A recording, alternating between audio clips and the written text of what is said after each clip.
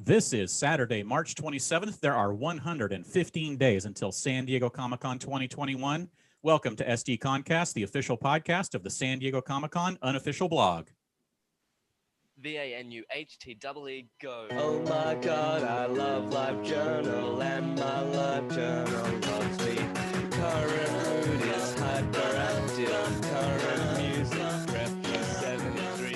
I love the color scheme, it's pink and purple, it looks green. Good afternoon. I am your host, James Riley, and joining me on the podcast, as always, Carrie Dixon. Hey guys, we've missed you. And our co-host for today, one of our two co-hosts for today, Andy Wagner. Hey, everybody. Happy Wondercon. All right, folks. So this is a special podcast. It is our 2+ hour WonderCon online event. This is the first live event we're doing in forever.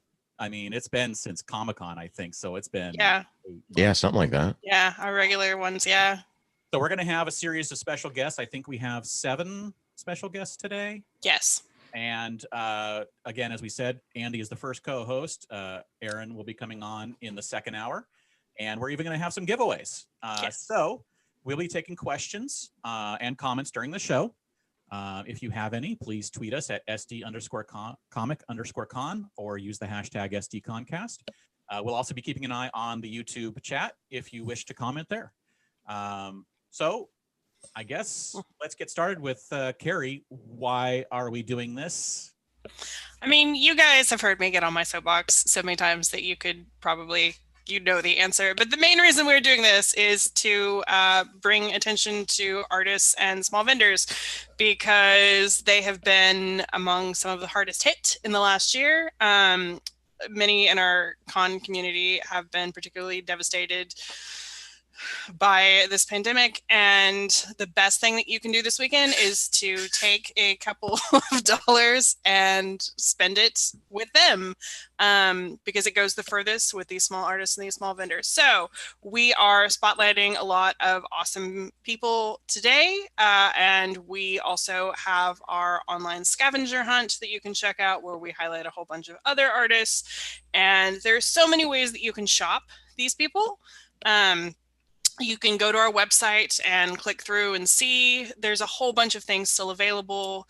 Patrick still has a bunch of prints left. Yesterday's, as far as I'm aware, still has all of their pens. Priscilla Wilson still has her prints. Martin Sue still has a bunch of his things. And then outside of exclusives, the great thing about this year is that CCI partnered with Eventany. I don't really know how we say that, but they have an online virtual exhibit floor. And if you go and you click on that, you can actually click on the various vendors and see examples of their artwork and their merch. And then you can click to go to their website and buy it. So everybody, when we put out our list of links for vendors is but how do I know who to click on? This is a great way because there are actual photos of things. So this is your answer. Go look through that. You're bound to find something you will want. Exactly.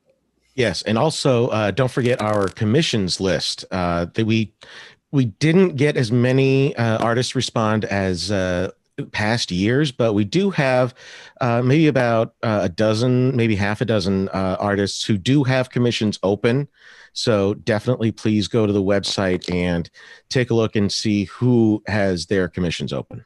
Yeah, definitely. I mean, we get so many people who are like, I don't know what I want to buy. A commission is the perfect thing to buy because you basically get to choose what you want them to draw. So it's original art, it's personalized for you. So definitely go check that out. There's all kinds of different artists, all different kinds of price points. And again, it's a great way to support the arts. And while you're going through either and or Comic-Con's WonderCon exhibitor, the Eventany thing, or our list of vendors and artists, you can go to their website and see if they have commissions open and just haven't contacted us to get on the list, because a lot of them will have information on their site about whether or not they are currently doing commissions. And honestly, even if they don't have anything on their website about commissions, it never hurts to ask, especially in the last year. Because a lot of people who maybe otherwise wouldn't have had commissions open are. So again, it never hurts to reach out and just ask. Exactly. So now we have to talk amongst ourselves for a few minutes while we wait for our first guest to come in. I guess we can talk about what we've been doing for the last 8 months, which is A whole nothing. lot of nothing. All right, that took all of 5 seconds. And next, I'm working from home. Yeah, I mean, it's been a year, that's for sure. We were actually doing our first Comic-Con online thing for WonderCon last year around this time. Yeah. It was new, it was different, it was exciting and a bummer, and I think kind of still a bummer, but I know it's coming back soon. I mean, we have the possible November event from Comic-Con coming up. Honestly, I have real hope for November. Like, I truly have hope for November. So if you are among the many who is itching to get back to physical conventions, hopefully November happens. So yeah, and because they're opening vaccines here in San Diego, or in California, I should say, for everybody on April 15th. Everybody's 16 and up. I think that's all of California, not just San Yeah. Diego. Yeah. Oh, yeah. I'm sorry. I apologize for that. But yeah, all of California, the vaccines are going to be open for everyone on April 15th. So yeah, that's definitely a good sign, I think. Yes. So get your vaccines. We can go back to doing fun stuff, please. In person. In person. Saying that this is not fun. Yes. Yes, indeed. All right. So let's go over who we've got coming on today, because we've got a really awesome lineup. We have Ethan Castillo, who is one of, if not the youngest exhibitor on the exhibit floor. We have Cryptozoic Entertainment, who I adore. They make all kinds of really fun vinyls and trading cards and card games and all kinds of fun stuff. Artist Nick Kramenik, who you've probably seen us retweeting his The Witcher coins and coasters and all kinds of things. Brian Flynn of Super 7 should be joining us. We have Patrick Balosteros, who, if you have read anything at all on our site, you probably know who that is. The Ninja Bot, who are some fantastic, it's a fantastic artist named Arnell and his lovely wife Estefania. And then finally we will have Toddland, and we will see what he can tease about next week's Bob's Burgers Wondercon releases. All right, and that should take us through to sometime in the 2 o'clock hour, depending on how long everybody wants to chat. And then we'll go over some of the exclusives that are available and wrap up, and we'll be good to go for the afternoon and back to all of the panels and such that are being released by Comic-Con through the WonderCon event. Yeah, and if you have not checked out the panels, because I know I haven't, the nice thing is they should be up on YouTube for at least a couple of days. I've been told at least a week. So if you haven't checked those out, there's still plenty of time to do that, but they do eventually start taking some down. So it's a great way to see some panels that maybe you wouldn't normally have time to. And there's some really fun stuff on there. Like, I know last night we retweeted somebody talking about Thomas Lennon interviewed himself in one of the panels. So there's some fun stuff to be had. Definitely go check that out. Again, please go check out the event. Any listings, please go check out artists on their own websites. Just basically support the arts. Yes, please do. I'm not sure what else we have to mention. Obviously, Comic-Con will be virtual. We'll be doing the same thing for Comic-Con, as they're going to be having a, did they announce which days they're going to run? Or is it just the, whatever day they feel like running for panels? Like, because, they lowered WonderCon to just 2 days, Yeah. It's virtual. But we'll be doing some stuff for Comic-Con, and actually, if you have not seen yet, we have the scavenger hunt running. Yes. On our website. So if you go there, that's a fun way to find some new artists that you may not know about. And it really is fun. I feel like I need to like stress this. It actually is fun.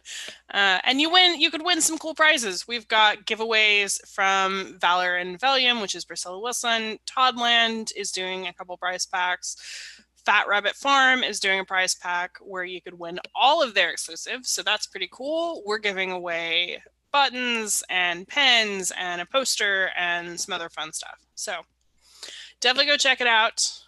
And again, you could win. Who doesn't want to win? That's right. All right. So where is, let's say, Ethan, come on now. Yeah, he's got like 5 minutes. Come on, we can talk about something. What have we actually been doing here in the last year? I think Andy has a decent answer. Yeah. Let's let Andy go first. He's done something. I have just, wanted to make sure it was appropriate for the audience, didn't want to go NSFW or anything, but I have started a podcast.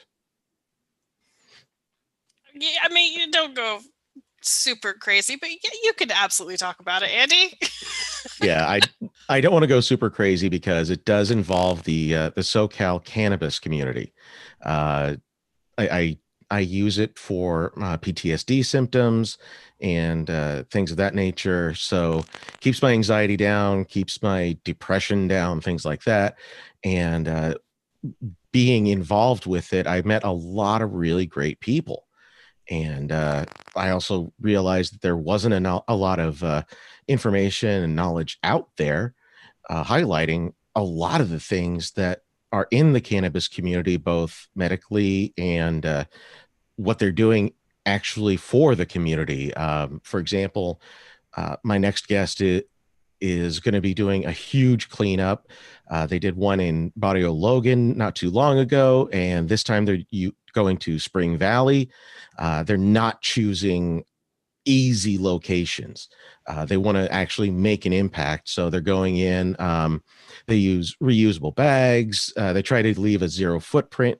So, there's really a lot of interesting and unique things going on, and my podcast just likes to highlight it. Very cool. I believe we have a guest. Yes. All right. Let's go. All right. Unfortunately, I'm having issues with my sound, so I'm going to pop off and pop back on again. Give me a second. Sure. No problem. All right. Ethan. Hey, everybody. How's it going? Doing? Good. How are you doing today? I'm doing really good. Thank you, guys. Of course. Thank you for taking the time to join us.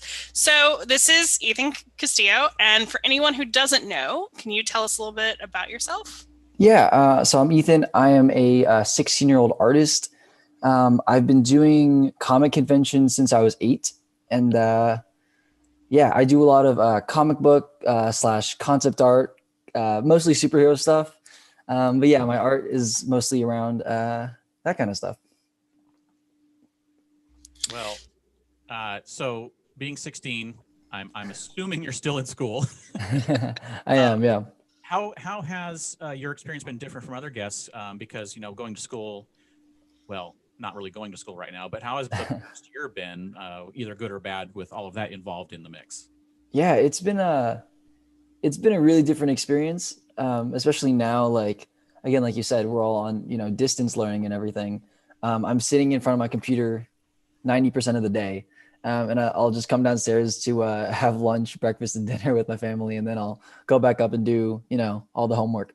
But it's been really, I would say, life-changing, honestly, because it's kind of helped me figure out what I want to do next with my life, and really giving me a lot of time for reflection, and especially in the art scene, like, where I want to take my career, and just a lot of figuring out next steps. So it's really been a big time for me to kind of just think about what's going on, and how I want to come out of quarantine, and specifically in art too. Well, that's good. I mean, I'm really glad that you've been able to find some positives and some time for self-reflection. So let's go back a little bit though. So you have been exhibiting, you said, since you were 8. How did that happen? How did that come about? Yeah, it was a really interesting experience. My dad and I, like my dad was into comics, obviously since before I was born. So we used to go to comic conventions. I think the main one we went to was WonderCon when it was in San Francisco. And we went to that for a few years. And that was when I was starting to get really into comics. So I was reading a lot of Amazing Spider-Man and kind of those things.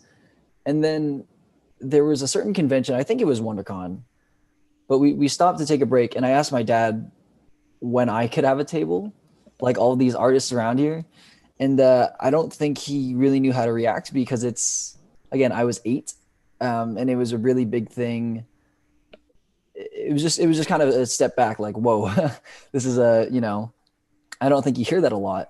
And then next thing we knew, I had set up some prints, and I was at Big Wow Comic Fest in San Jose, and that was my first one, and it was really, really a very different experience than I'm sure a lot of people who have been going to Big Wow were used to. And for me, it was like sitting behind the table was kind of daunting because everyone around me are like people I admire.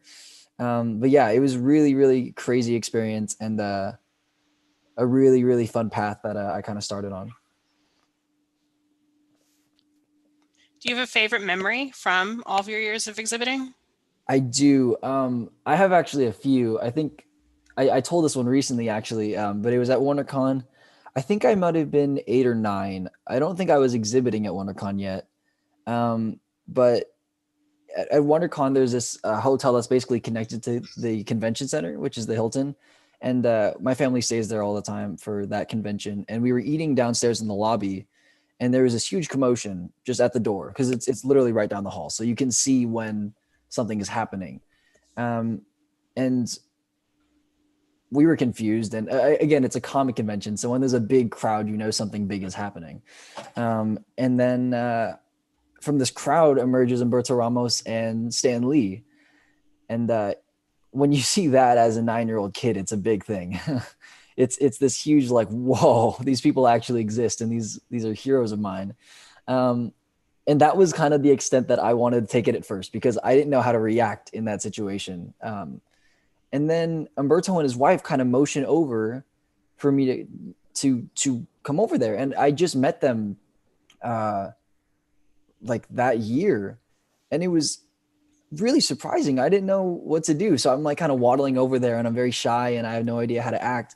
And then I get a picture with Stan Lee, and he asks me what I would like to draw best, and I said Spider-Man. And I think that was like the only thing I said to him. It was just that one thing, because I'm starstruck. I have no idea how to react and to act in the situation. And it was really this incredible experience, and I have it on video, and I post that all the time because it's just like it was a really new experience for me, and it's something I'll never forget.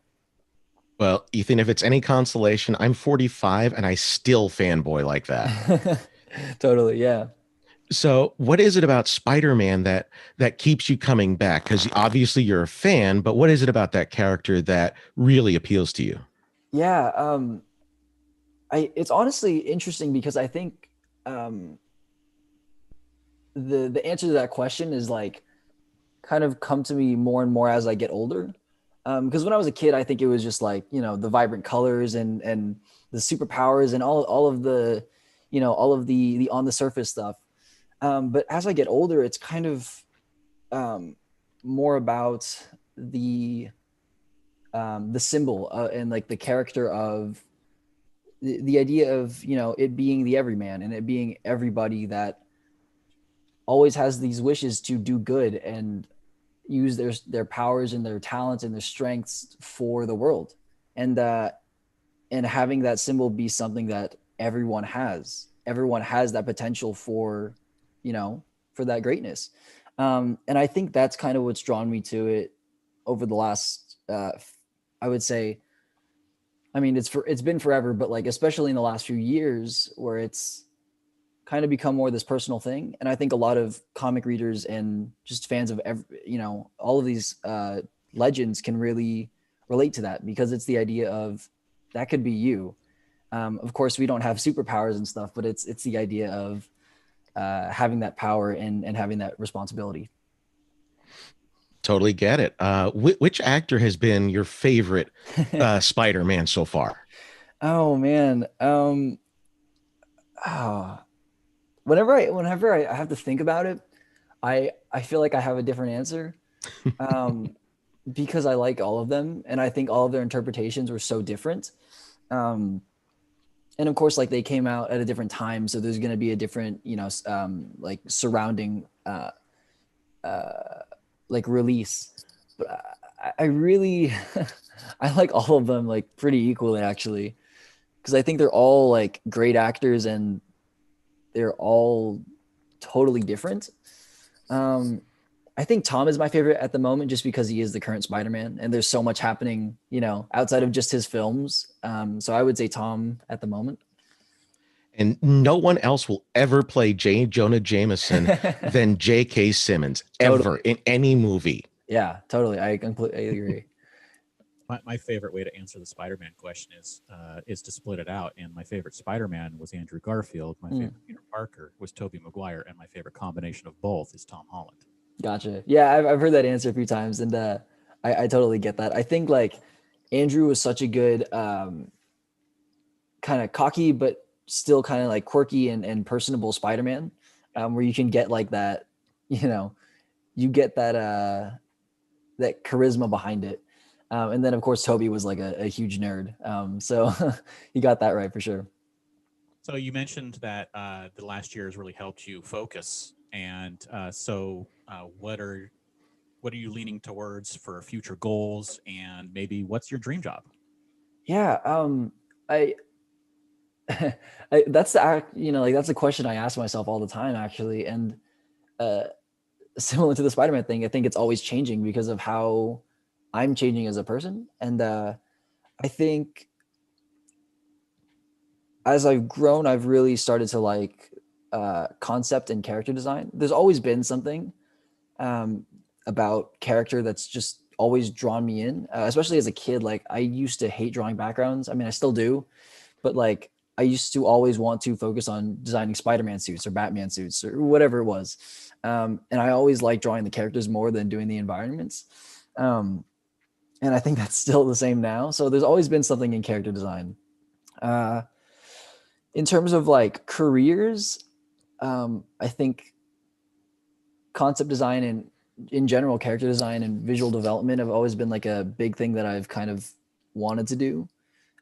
Comics were like my main when I was younger, but I've kind of started to think more generally because I think visual development ties into all sorts of media. So I think visual development is definitely a pipeline that I want to explore in the future. Since you've been exhibiting for so many years, do you think that has given you any sort of a leg up in this career? I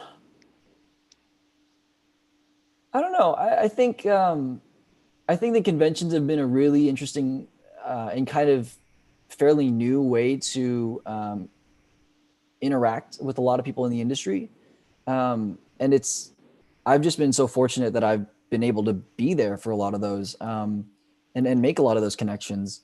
Like some of my favorite conventions that I did recently actually was a Lightbox Expo, and that's for in industry artists. So for like animation, film, television, and I've been lucky enough to exhibit there twice for both years that it's been going on, and like that's such a daunting thing because everyone's in the industry and I'm just a 15-year-old, 16-year-old kid. And I don't really have a lot of professional work tied to my name. So I just was lucky enough to get in there. But yeah, I think I think there's kind of like an imposter syndrome thing where maybe it has, but I think that I was just kind of lucky enough to get in, and I'm still trying to build those connections, and I'm still trying to, figure out how to best present myself in those more professional, events. So yeah, I think it kind of depends on how I'm feeling.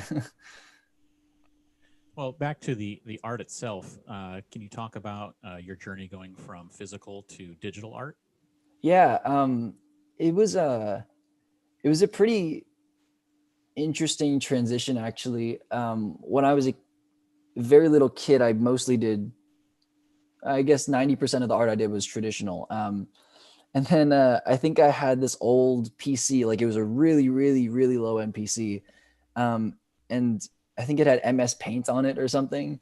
And I didn't like have a tablet or anything, but I was using the mouse pad and I was trying to follow along with like these YouTube tutorials on Photoshop drawing Spider-Man and stuff.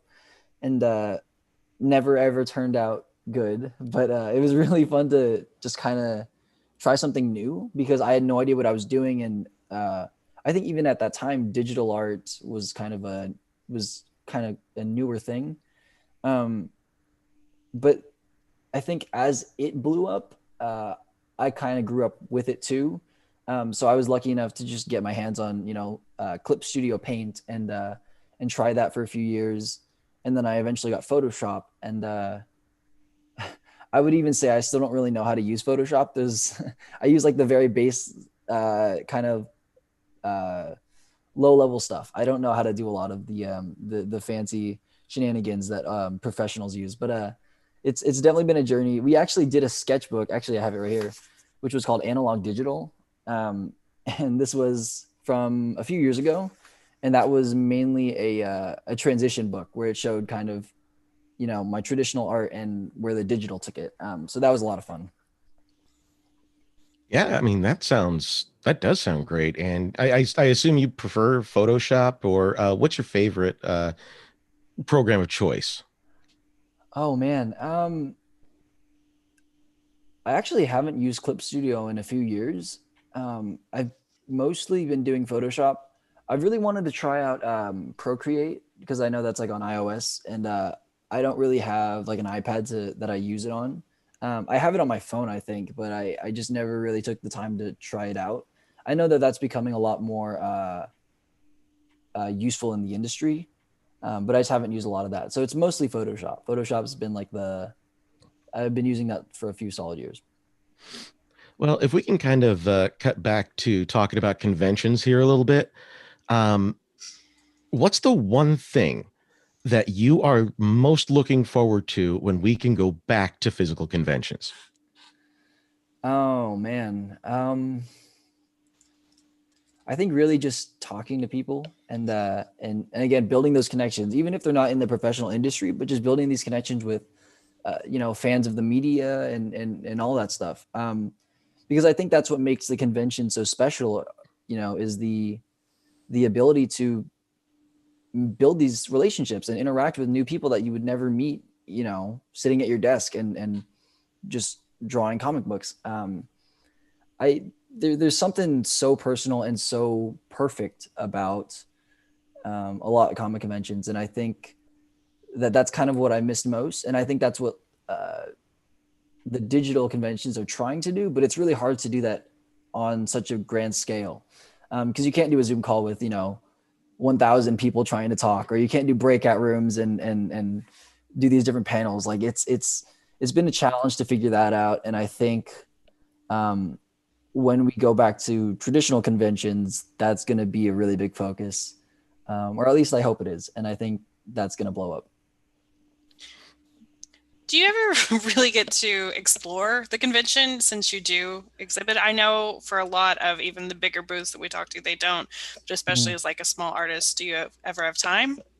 Yeah, I do actually. I've been really lucky. My family has been the most supportive I could ask for. And I usually have my mom or my dad watch over the table. I guess more now because I'm older and I'm, I've, because I also have nut allergies too.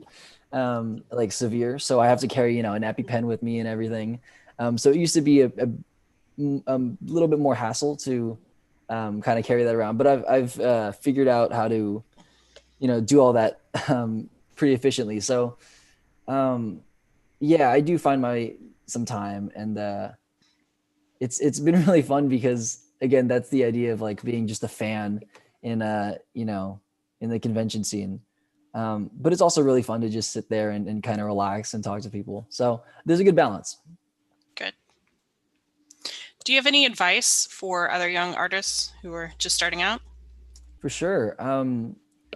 I think some of the advice that I heard actually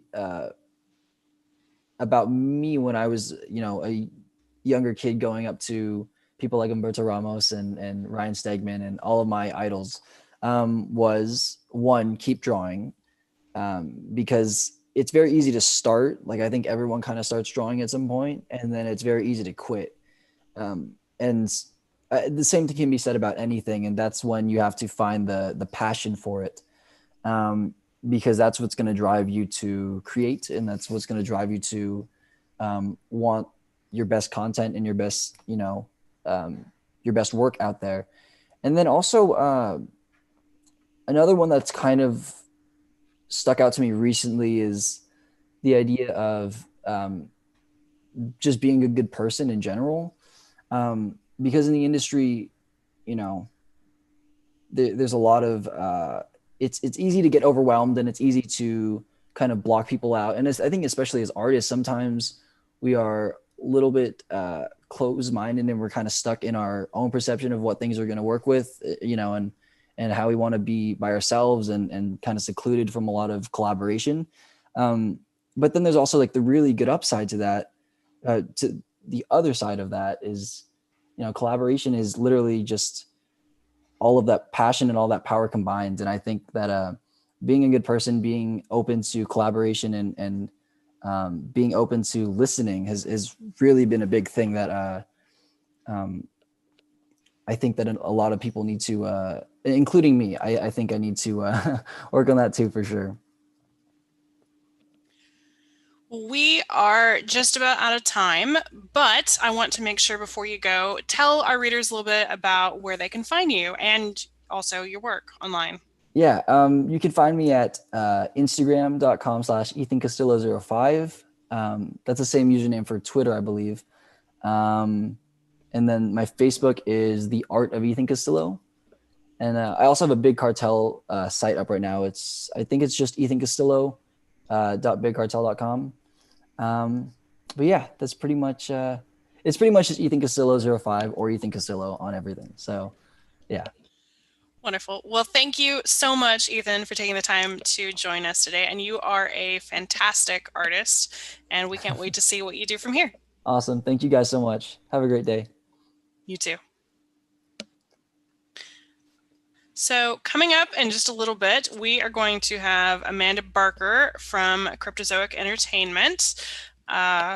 But real quick, we just wanted to remind you guys that if you want to shop the online exhibit floor, the easiest ways to do that are to go to the WonderCon event any listing, which has all of the artists and exhibitors, or not all, it has a lot of the artists and exhibitors, and you can click through and see what they've got and buy some fun stuff.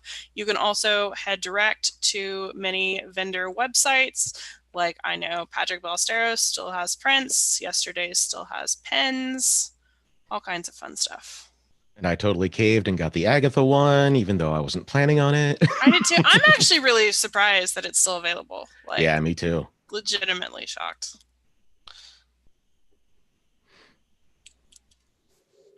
So, go ahead. What were you saying, James? And then we go quiet. Then we go quiet. But Amanda should be here any minute now. And again, please go buy some stuff this weekend if you have the funds. This is the perfect opportunity to get some fun stuff. And you also get to recreate a little bit of the magic of WonderCon and shopping the actual physical exhibit floor. So, and don't forget to order a commission too. Yes, please go order a commission. You can also check out our online scavenger hunt, which is legitimately fun, we promise. I had fun. We always have fun making it. That's always fun, is trying to figure out how you can make it just hard enough to make them work a little bit. Yes, yes. James's are always the hardest. He writes like proper riddles. But I do believe we have Cryptozoic Entertainment here now. All right. There we go. Amanda, you there? Maybe. Somebody's there.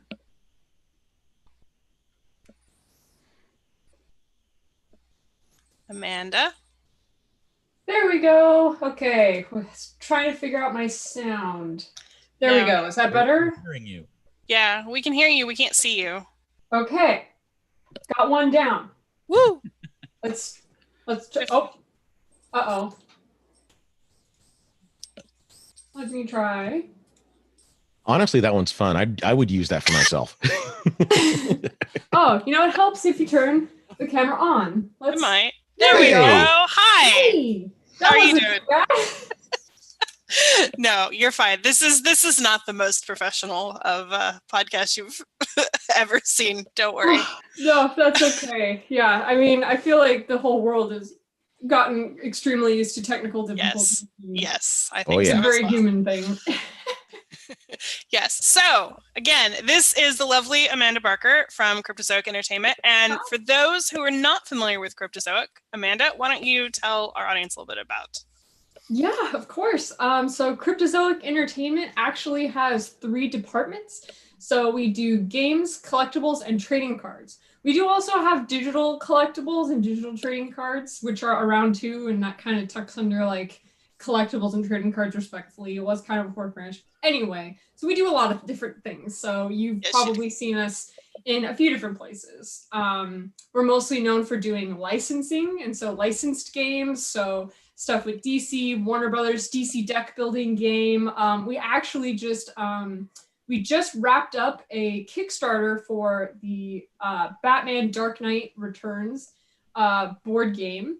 But there is late pledges, so if you're interested, you can still check that out and still jump on. But anyway, so Batman, Warner Brothers, that sort of thing. I am personally in charge of collectibles and trading cards. So trading cards is a more recent addition, so I don't have a lot to update on that, but mostly my history has been with the collectibles. So we do like DC Bombshells has been a big like mainstay for Cryptozoic for a long time, both with 7-inch figures and little blind box figures. Another thing Cryptozoic also absolutely loves is our Cryptkins blind box figures. So it's our own original IP. They're little baby monsters, very cute. And I'm sure you will hear more about that later. But Yes, I'm sure they will. So I think we all know it's been a super weird year, but we are a year into this now. And from your perspective, what do you think has been the biggest challenge as a toy and collectibles company? Honestly, it's been interesting. There's just been a huge ripple effect of, and I think that's the hardest part, is that it's not any one thing. And it's just how things like dominoed of like, in really interesting ways about releases and like, I mean, unfortunately, cash flow is just a reality, and just like not having conventions, which prevented certain, things from happening. So yeah, just everything kind of grinding to a halt in different ways. And then even now when like things are picking up and like we're able to start doing a little bit more, there's still echoes of just like stuff that's happening that's getting in the way of things, and just trying to like, I don't know, move forward like as like from every station, from like concept art to like the factories are still like getting going, and like they've gotten like really slammed and busy versus like there's just like a lot of weird, like nothing can be expected or predicted because it's all like bouncing off each other in crazy different ways. Do you think it's getting better though? Like, do you see light on the horizon as far as? I think so.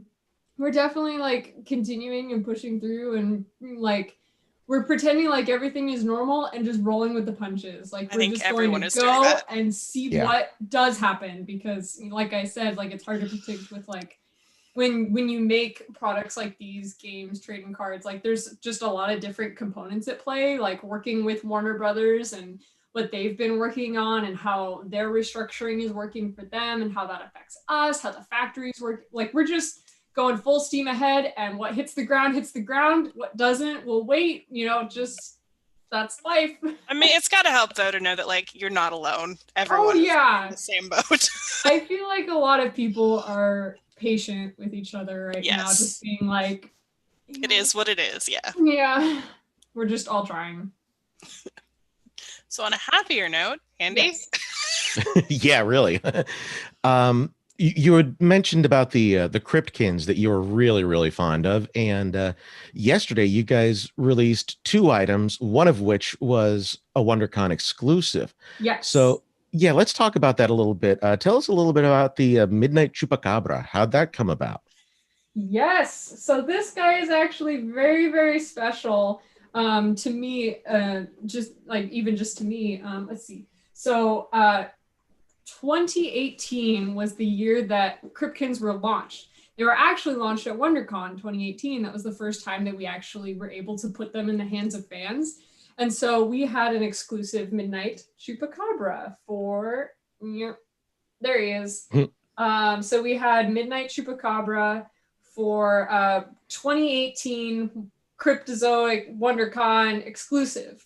So he's actually the first Cryptkins exclusive ever.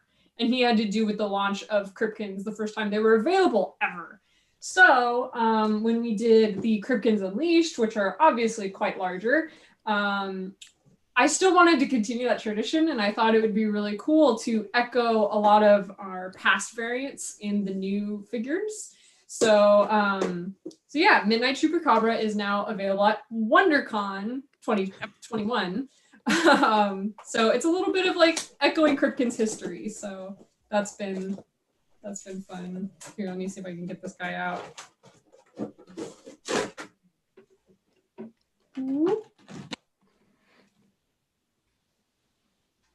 Here you are. They're adorable and terrifying at the same time. Exactly. That is exactly what we're going for. It's supposed to be, sort of like you can't tell if they'll let you pet them or if they'll bite you. They have a little bit of edge to them. Creepy, cute, Yep, nailed it. Stoic. Yeah, so now you can have a matching set of your Midnight Chupacabras. So this is the Cryptkins blind box figure. They're small, 2 1/4 inch, I think, size. And then we have our new Cryptkins Unleashed, which are window box, where you can get them, and they are 5 inches tall. So, and like Amanda said, you can go pick that up right now on their website. Yeah. Yep. It's released on Friday. Yeah. So these is our WonderCon exclusive. Yeah, and they're limited to 300 pieces each. So it sounds like that's one of your favorites, but is there another one that might be your favorite instead? I do. So we also have another character that's very, very popular. I would have to say that one of my favorite characters is actually Cerberus. So we have the 3-headed hellhound himself, Cerberus, and another Cryptozoic exclusive. It's not WonderCon exclusive, but it is Cryptozoic online exclusive, is bone-chilling Cerberus. So Cerberus as an Unleashed character. So Cerberus does appear in the Cryptkins Series 2 as a small one. So there's like a 2 inch tall one. But this is our special like jumbo. Like you can see he's like, Yes. he's enormous, and he's quite the centerpiece. So he's personally like my favorite Cryptkin is this guy right here. He was one of the first variants that I ever designed as a designer at Cryptozoic. So there's also a spot in my heart for that, is the variant with the bone paint on him. So that's always been a favorite variant of mine, with the bone chilling. So yep, that one's also available right now at Cryptozoic. So he looks awesome. He has a special place on my desk. He's quite hefty. I will warn you, he is solid vinyl. So he looks awesome. So let's talk a little bit about the other item that came out yesterday, which is the Catwoman movie collectible. What do you think sets that figure apart? So here she is. Oh, the lighting isn't. Yeah, that's pretty good. Yeah, you can see her. So this is the Catwoman movie collectible based off of Michelle Pfeiffer's portrayal of Catwoman in the Batman Returns movie. There she is. So this one has been really special to me because this is one of the first projects that I've been able to like touch every single part of the development of, all the way from concept art to production. She's actually been rattling around inside of Cryptozoic since like for far too long, like multiple years. And just like one thing or another just didn't happen, or anyway, we got her done and I'm super excited. One of my favorite touches that I got to add during the development stage was we had a version where she had her hair like tucked in, like it was kind of like, you know, just classic Catwoman. But we were talking about things that would kind of jazz it up. And I remember talking with the team and we thought like we should definitely do a version with her hair out.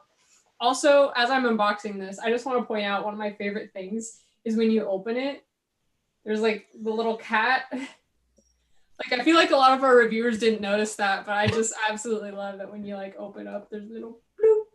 Anyway, so we were talking about things that we could add to make it more dynamic, add more motion, just, you know, what can we do to like step it up and make it more interesting?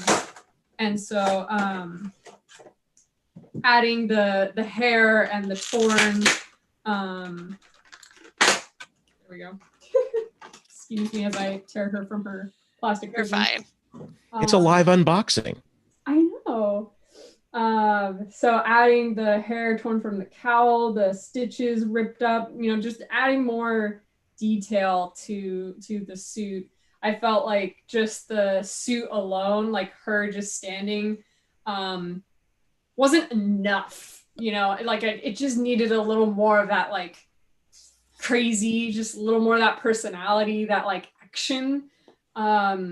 So yeah, I personally like the touch of the hair, like kind of, oop, there she goes, swishing in the wind, adding a little more detail and things like that.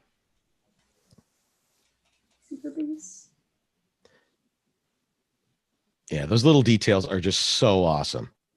Thanks. Yeah, she really had quite the journey. I remember one of my favorite stories about this project was we were on our way to New York Toy Fair a little while back, and I had the very first prototype, and I was like, this is my job. I have to carry this. I have to protect this. This is very, very important. And I hand it to my boyfriend for 1 second as he was helping me unload the car. And it just dives and her head snaps off. And I was like, I wasn't terribly mad, but we're just like, okay, what do we, oh God. And so we've actually had to fly. I contacted the studio and I was like, what are we going to do to like fix this? Like, oh my gosh, her head won't glue back on. I don't know what to do.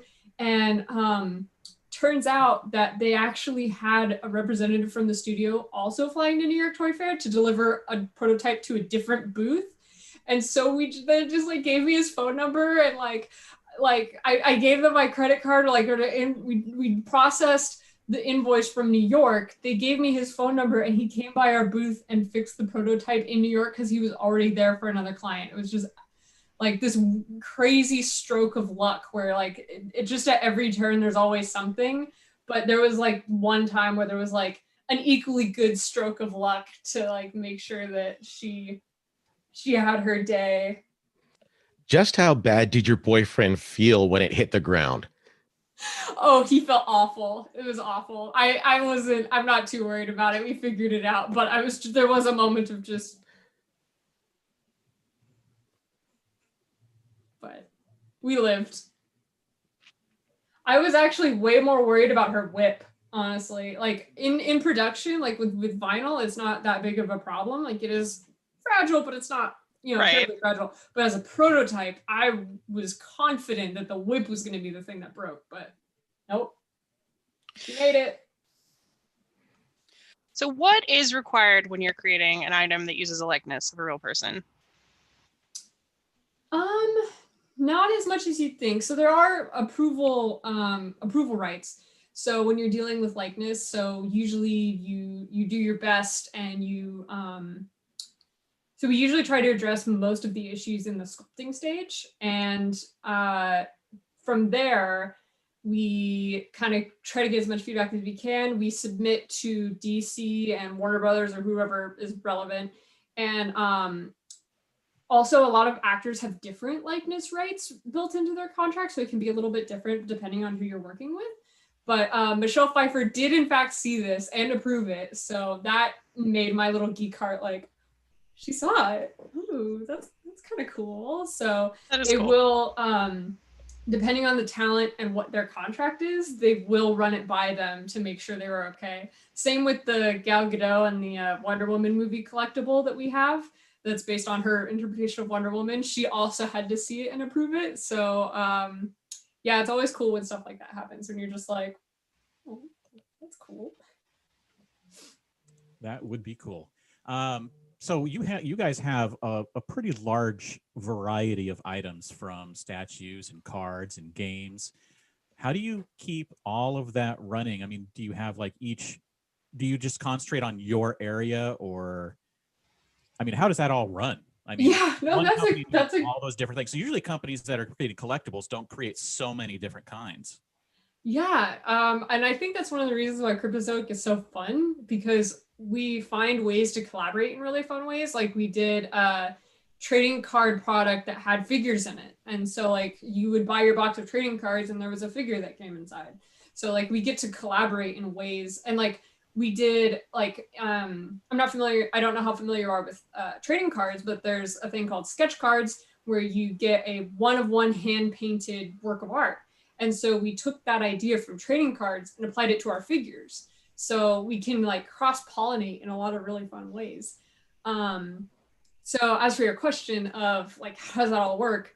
I ask myself the same question every day. No, okay. It's a lot of teamwork, and there are departments. So there are different sort of leads that will take lead, and like a product manager will manage each sort of zone so that we can make sure that things are accounted for. So it is sort of like three separate companies running as one. And we all just sort of like give and take as teams of just like, okay, well, I have a release this month, so I need X amount of budget. And like, okay, well, I need this much. I'm in a development stage, so I don't need that much budget for X, Y. Like we just all kind of collaborate and work as a team. It's like three separate companies all in one. Yeah, so it is very independent, but we do still have like, we make sure to have meetings that are like company wide to make sure that we stay like just connected, I guess, like keep big picture, you know, because there's the department heads, and then there's like a couple folks that are just big picture folks that they just manage like making sure that the three parts have everything that they need. Yeah. Well, real quick before I move on, because I want to make sure we have time for this. We have a reader question. Cozy Heart 86 asked, is there any info when the pink Chun-Li knockout will be released? That one has been canceled. Sorry about that. We don't have a Street Fighter license anymore. So. Bummer. Sorry about that. But that was the place to ask. All right, James, I think you were in the middle. With your wide variety of items, is there anything that surprised you that sold really well in the last year when you didn't expect it to? Or just sold better than usual, maybe? Sure. I don't know if there's anything that necessarily jumps to mind as surprising, other than like, it just warmed my heart that like, people keep buying like games and Cryptkins and toys and things like that. Like I felt like we put on a whole sale because of the past year, and like and it was just kind of nice to feel like we were providing some like entertainment and some joy in like a world that's just like so bonkers. Like, come on. So to be able to have like an entertainment job and like to release things and content and sales and stuff, to be like, no, we want you to have this, we want you to have fun. Like we want you to have games to play with your friends and your family. Like we want you to have like community, like to be able to like continue our work when everything else is just kind of like screaming. Like it was nice to just sort of be like on that side and just be glad that people are still buying things that make them happy. Like that was just kind of cool. I'm sorry, my cat's tail is making an appearance. She really likes to sleep on our desk. Yeah, but anyway, getting back to conventions and all that kind of stuff, what's the one thing that you're most looking forward to when we can get back to them? Meeting fans. Honestly, that's the most fun of any convention. Like I say it like time and time again, like a lot of times I work behind the scenes and I'm slaving over these products and like really bashing my head up against the wall with some of these like sort of things that come up in just like the business world. Like, and sometimes you really have to fight to get like creative ideas through or some other thing. Like it's work. Work is work. And so, but then at the end of the day, like I get so happy. Like now I have to just scroll through Facebook to see the fan groups being like, oh, I got my Catwoman today. Then I'm like, yes. But like to be able to like put it in someone's hands, like it's a whole different feeling. And so to be able to see somebody appreciate the work that you've done and to be excited about it and be like, oh my gosh, I love this. Like, oh my gosh, that's so me. Like it's really cool to like relate to people and talk to people and actually put the thing that you made in someone else's hands. That's what makes it fun, you know. It does. And hopefully we will all be back doing that sooner rather than later. Yes. So before we let you go, why don't you tell our readers again where they can find Cryptozoic? Yes. So we are on all of the social medias. Pretty much Facebook, Instagram, YouTube, Cryptozoic Entertainment, or sometimes just Cryptozoic. We also have a lot of info at cryptozoic.com. We have a newsletter that will be releasing new info about Catwoman variants or, you know, new sales or new releases and things like that. Yeah. Wonderful. Well, thank you so much, Amanda, for taking some time out of your Saturday to join us. And we love Cryptozoic and what you guys do. Yay! And we miss you guys too. I promise. Thanks. Well, thank you for everything. Thank you. Have a great day. You too. Let me see if I can figure out how to turn it off. Okay. All right. So coming up next, we have artist Nick Kramenik. Is he here? I saw him pop up briefly. I don't see him currently. Interesting. Well, he showed up about 20 minutes early, and then he popped off. So Nick will hopefully be here at some point. But that was Amanda. She is lovely. I adore her. And Cryptozoic really does make some cool stuff. Yeah, they really do. I mean, anybody who's not familiar with their stuff, definitely, I highly recommend checking them out. And they really do make a large variety of items. If you don't like figures, they make cards. If you don't like cards, they make games. I mean, just across the board, they do a ton of stuff. Looks like Nick is here, so let's get him in.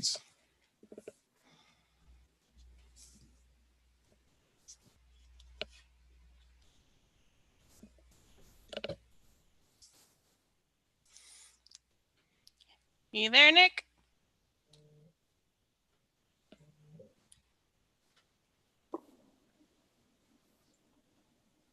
There we go. Hey, Nick. It would help if I actually unmute the thing, right? It might not. Hey. Hi there. Welcome. Good to see you guys. Good to see you. All right. So actually, I think you're just a little bit north of me. From what I understand, you live in LA, Upper Ventura? Yeah, just north of LA. I live down in Orange County. All right. So getting started with Nick here. I guess we can start off with tell us about yourself and your personal art journey and how you ended up working as an artist in pop culture. Luck, a lot of luck. I've been a big fan of pop culture for a long time, and I got lucky enough to work for a production company that did a lot of geek swag for movies and TV show premieres, and so I was able to work on Lord of the Rings and Superman and stuff, and I'm just creating this really cool stuff. And then developing my illustration work, I got to work with Margaret Weiss on some of her RPG books, and it's just kind of like spiraled from there. Have there been any unexpected benefits to the absolutely bonkers year we've had from your perspective? For me, it forced me to go into the Patreon direction, which I had been procrastinating for years, and other people are telling me, "Hey, you need to get on this." Yeah, whatever. So it forced me to do that, and it's I'm just starting out, but it's also forcing me to do more art. So I've been illustrating more. I've been creating these travel posters, which people seem to really dig, and so it's forcing me to really work. And yeah, something about working as a freelancer. You never work as hard as as if you were a freelancer. Absolutely. So yeah, in that sense, yes, I'm grateful that the time has it's pushed me in the right direction. I miss everybody, and sitting in the Batcave kind of gets a little stale after a while. Absolutely. We definitely miss you too, Nick. But among our audience, you're probably best known as the creator of those really awesome Witcher coins that are out there. Can you talk a little bit about the process of what goes into making those? So I'm a huge fan of The Witcher, and when the show came out, that song of the Toss a Coin to Your Witcher came out, and I was wondering why nobody had made a coin for The Witcher.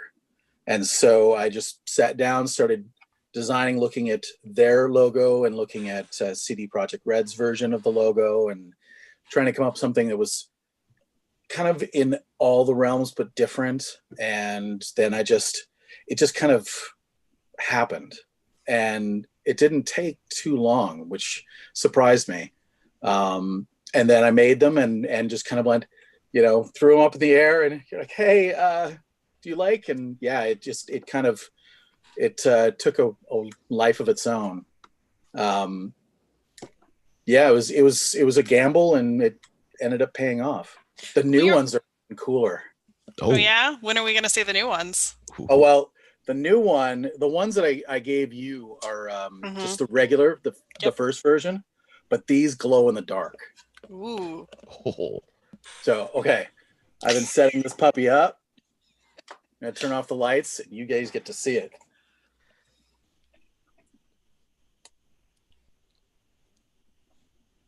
Oh, man. I turned off the lights. Well, that was a showstopper. You saw it here first. Yeah, right? It does. I swear. We get you. That's okay. So Technical difficulties. That's not an unusual occurrence on this podcast. So I really love your travel posters, which you've done for Firefly, Mass Effect, and some other things. What do you think makes a good pop culture travel poster? I love when they put a little details in. Like, there's a lot of travel posters out there where, they put the very bare minimum. Like, they found a screenshot, they just kind of drawn the, oh yeah, I remember that scene, scene 22, and just, shapes and stuff. But putting a lot of love into it. So like, oh yeah, the little Easter eggs and the knowledge that the artist knows, yeah, this is from this, and yeah, I got you. It's like, loving that and loving the art from someone that clearly loves the property, it makes all the difference in the world. Yeah, it really does. It really does. And the poster that you made for Comic-Con 2020, let me try and get some of the glare off of it here, is still probably my favorite Comic-Con exclusive I have gotten so far. It is like you talk about the attention to detail. It's in here. The little Easter eggs, like United States Space Force. You've got That the was golfer. just being made fun. So now, it still makes me chuckle every time I look at it. So tell me what was the genesis of that? What made that idea pop into your head? You know, with everything going on last year and with the political viewpoint as it was, and everyone was just kind of, you know, beating their heads against the wall. And I'm like, you know, it's Independence Day and it doesn't feel like a lot of people are celebrating right now. Let's, you know, like we used to, and let's have some fun with it. And, you know, I love that movie. It's cheesy, I know, but I love it. You know, with the president No shame. charge in the jets against the aliens. Like, I love you. You're cheesy. It's all good. So yeah, I thought of that, and I thought of, you know, the fact that we had a president who always bashed everyone for golfing and then golfed 3/4 of the time while he was there. And like, well, wouldn't that be cool if he was there completely oblivious, but not say it's him, but it's obviously him. So, and then of course the Secret Service kind of like, so it was kind of a tongue-in-cheek way of commenting on current climate of things, but not overtly doing it. So you kind of like, you could take it seriously or you can't, you know, it's up to you. It's trying to be politically correct, but not, if that makes sense. It does. Oh yeah.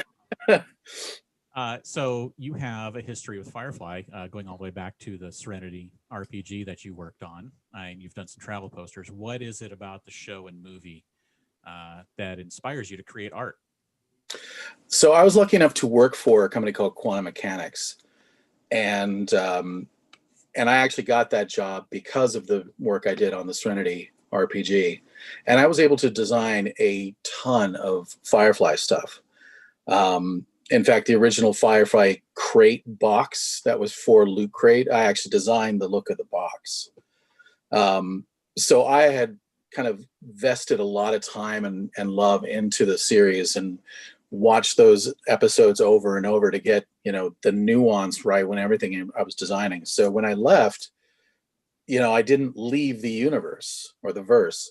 And I thought, you know, there's still a lot of love for this property, and there's some people that are doing it, and a lot of people are doing it just to make a buck. And I felt like the browncoats out there don't have proper, like, loving art that I could give them, and I could keep giving them. So I did it more in a fan base, you know, a fan art based kind of way.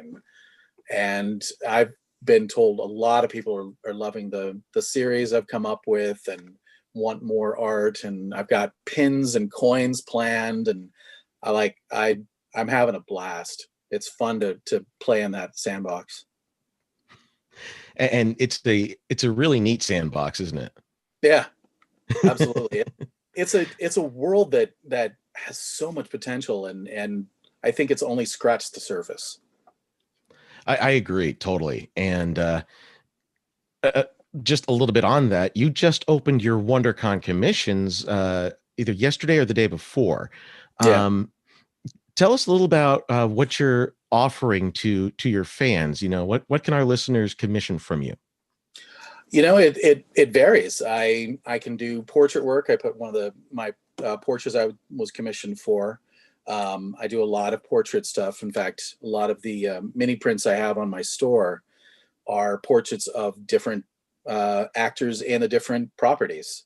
But I also can do more comic book style. I can even do travel posters or more of an illustration style of characters, or, you know, whatever you need. So it could be more realistic. It could be, you know, more graphic design. Like, it's kind of the world is open for you.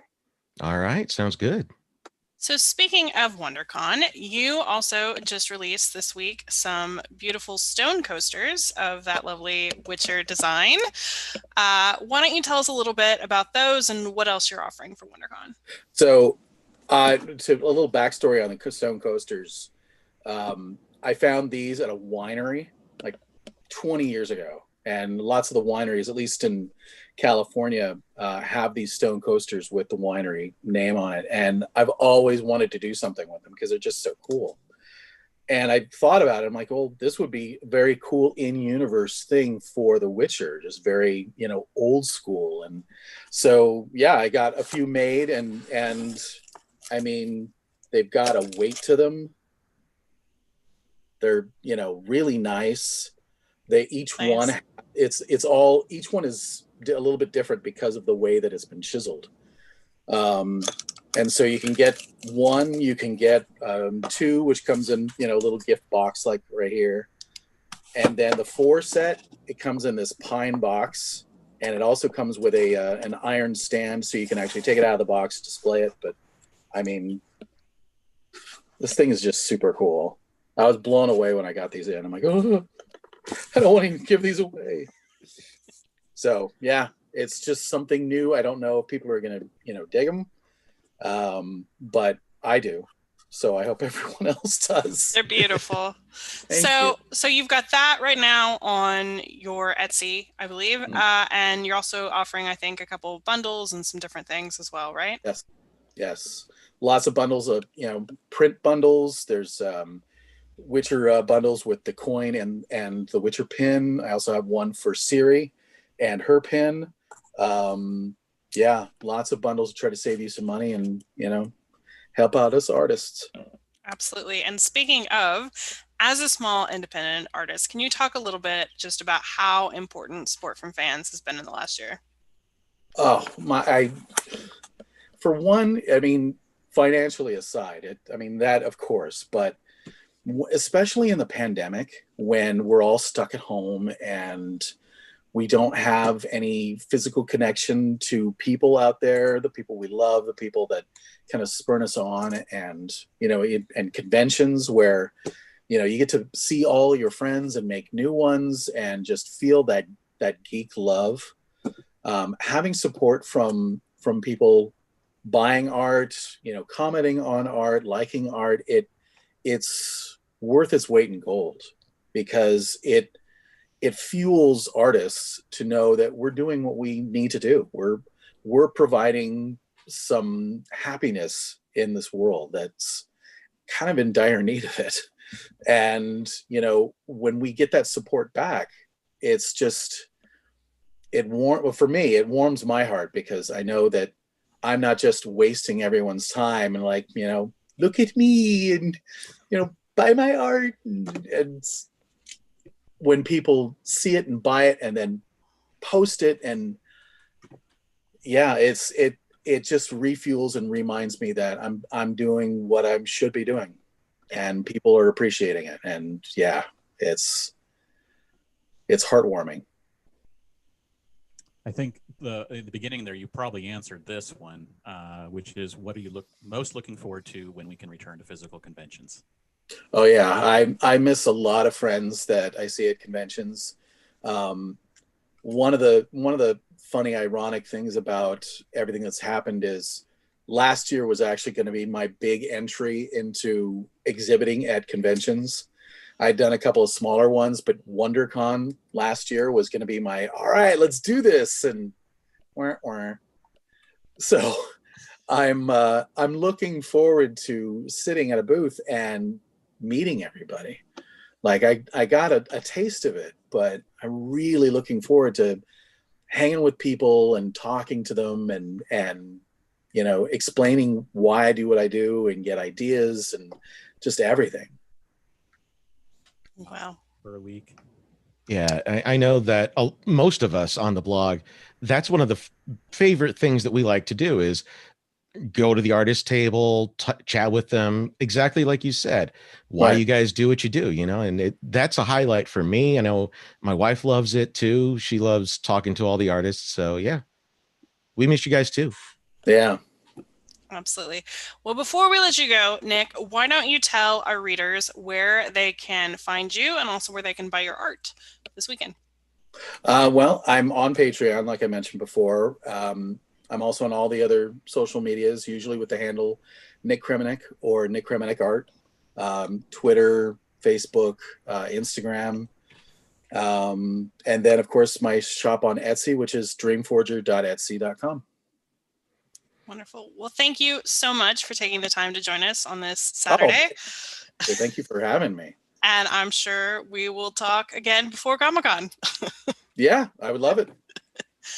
All right. Thank you, guys. Thank you. Thanks, Nick. Thank you, Nick. All right. So we are unfortunately not just saying goodbye to Nick. We are also going to say goodbye to Andy as he signs off. Love you guys. Yeah, thanks for letting me pop on, chill with you guys for a little bit, and yeah, I'm really looking forward to hopefully November when we can all hang again. Absolutely. So Andy, real quick before you go, where can our readers find you online? I am on Twitter and Insta as SDCC Wacky Wags. Perfect. All right. See you guys. Have a good weekend, and I'll let you guys chat with Aaron. All right. Thanks, Andy. Thanks, Andy.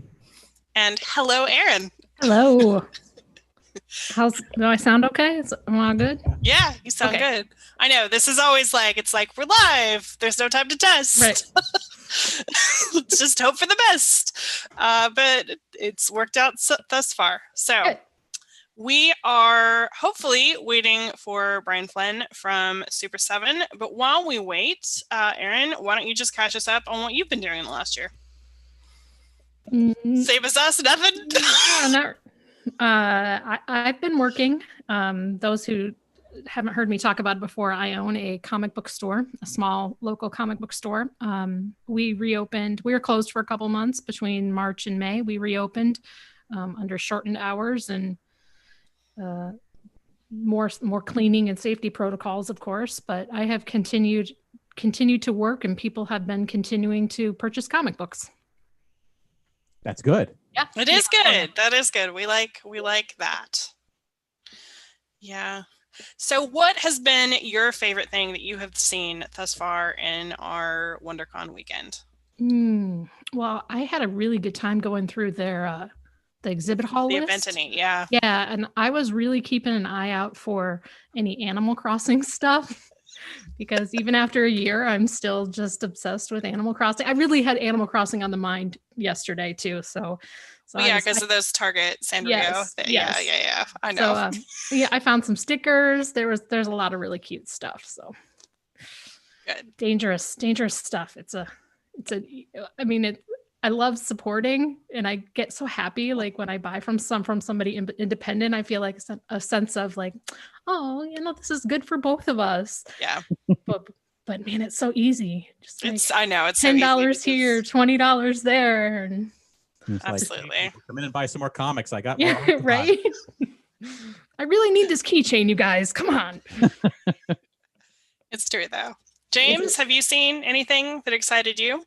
I don't know how much. I actually I really liked the yesterday's pins. I mean, I They're think always great. all of them, because they had Star Wars, Transformers, and WandaVision, and those are all favorites of mine. So I know. it was pretty awesome. It was pretty awesome. Again, we've said this I think twice already, but I'm still shocked that Agatha pen is still available. So if you wanted that, go to yesterday's site and grab it. Tempting me to actually go buy them when I'm trying not to buy things right now. So, I'm trying, like, we have a lot of stuff that we still have to find places for that we bought over the last year. So it's like, let's hold off. But no, don't cause more problems. You know what? Right before the show, I was rushing around my house trying to find my Serenity RPG book that Nick had we were talking about with Nick, and I got like so irritated because I have so many books and I couldn't find it, and then I was just like, oh, I've got more books on the way. Gotta find room for everything. It's a good problem to have. It's a good problem to have. Yeah, I think at least with things like pins, they're small. So yes, definitely. Yeah, I've done that with mine. So And you have to rotate costumes now on your displays, or do you just buy more displays, more mannequins? No, I've been rotating. Yeah. So over behind me is Job and Tony Wonder's outfits from Arrested Development, which I got fairly recently, but they will be coming down when I get what I just bought. Which is a Tom Hardy outfit from Band of Brothers. So no one is surprised. Nope. So. And this will make how many Tom Hardy prop outfits? Oh God. I think it's only 2 complete outfits. I've got some ties and some little 2. things and like a hat. The proviso of 2 complete Mm-hmm. outfits.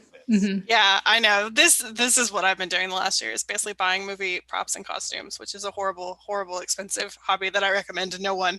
Mine wasn't nearly as bad. I just bought lots of puzzles, and they were gone. That at is the pandemic, but since then they've been coming back in stock, and yeah, I have stacks of puzzles to do now.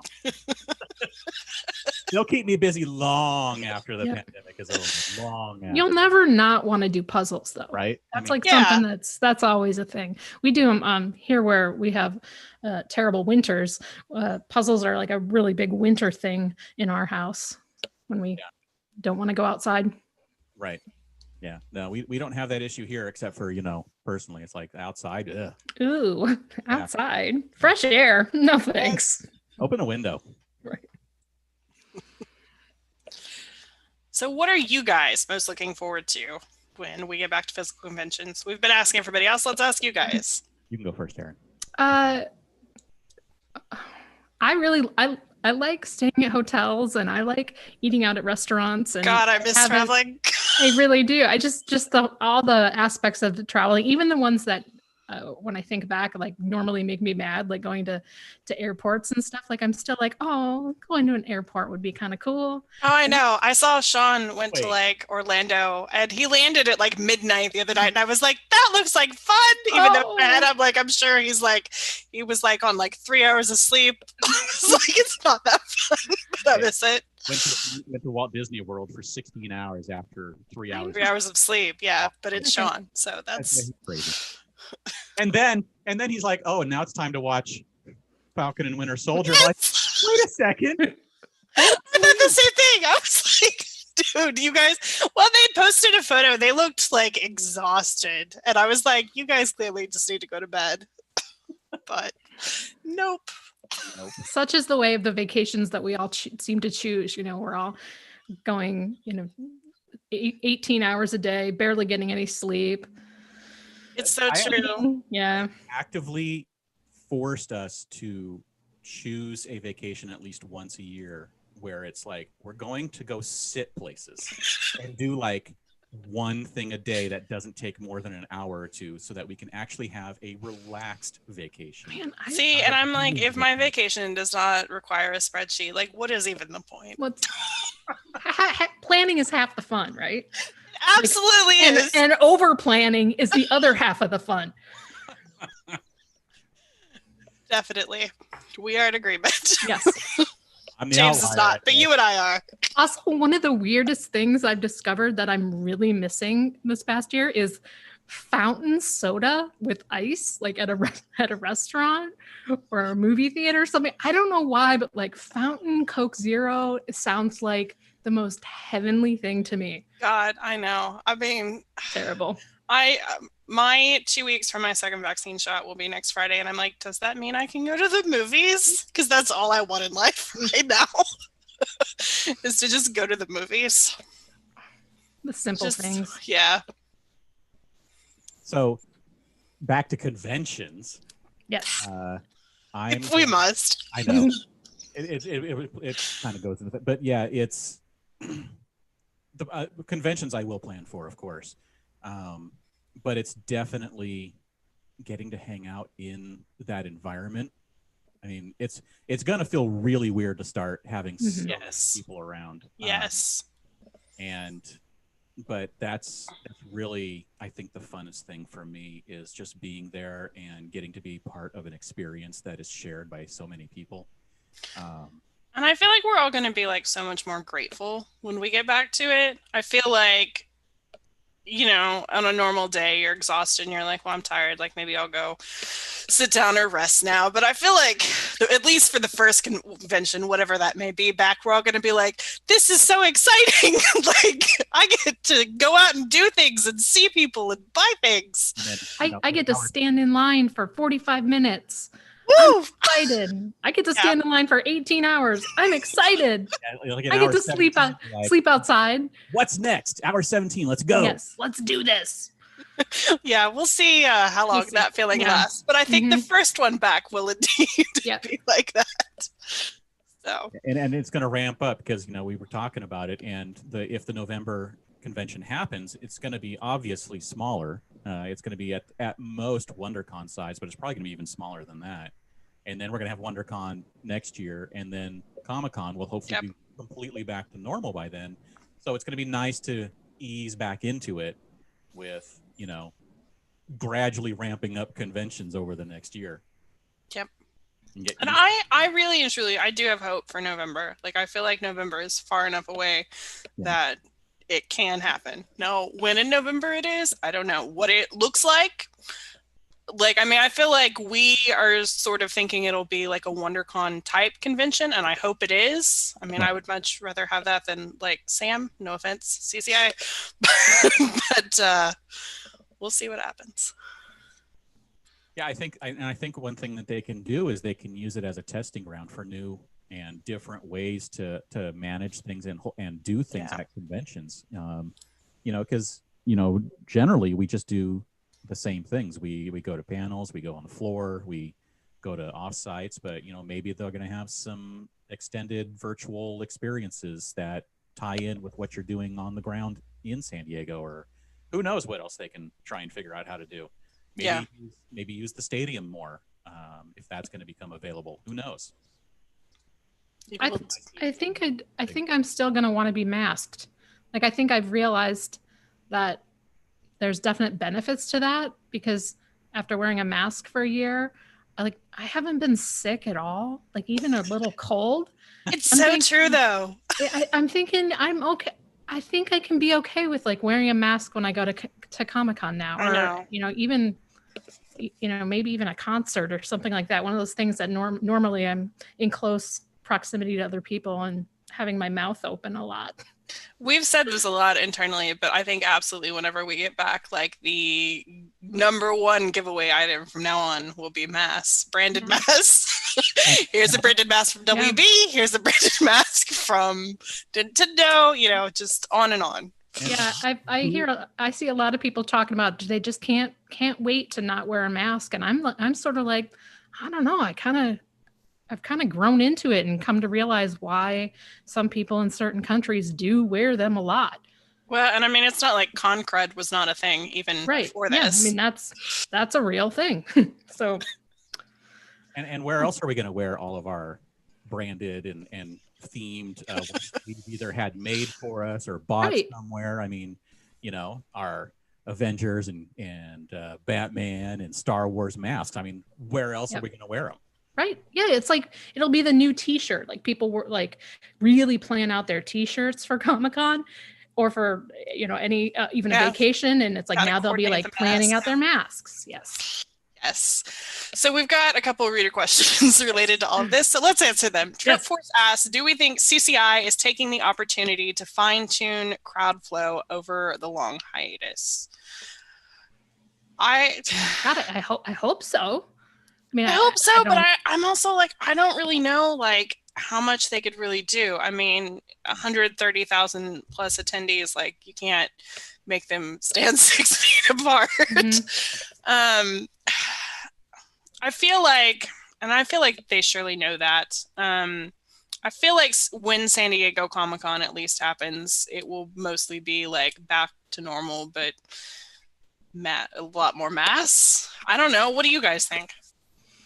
I think because that's, you know, over a year from now, I think that we'll basically be back to normal. And I just think, like we've been talking about, it's just been a lot more people wearing masks. Yeah. And, you know, there will be some people who may not feel comfortable anymore in that kind of a crowded situation and will no longer want to go to a Comic-Con, or do it very sparingly where they go to where they know they can distance in some way. But I think that it's going to be fairly normal. I think people are really, really itching to get back to some normal. I think that the stuff that will be different is probably not going to be the stuff that fans want to be different. Like, I'm not entirely certain how, say, comfortable celebrities would be with like in-person signings anymore. Like, I feel like that unfortunately could look different. But again, like James says, that's well over a year away. Like, a lot has happened in the last year. And I think the last year has definitely proven that anything can happen. So we will see. I'm sure there'll be a lot more hand sanitizing stations around. Yes, yes. That'll And I liked this comment from James. He said, laughs at crowd control and CCI in the same sentence. Yeah. Not wrong. Not totally wrong. Nope. There have been issues. That's what I'll say. Yes, there have. But I mean, again, I'm really curious to see what all happens. I think it's definitely going to be interesting. I'm a little nervous, mostly from our end of things, just how different things are for us. Just because, I mean, I don't mind even saying this, but like so many of the people who we've worked with over the years just like aren't there anymore. So it's going to be really interesting. But we have Patrick, if we want to bring him on.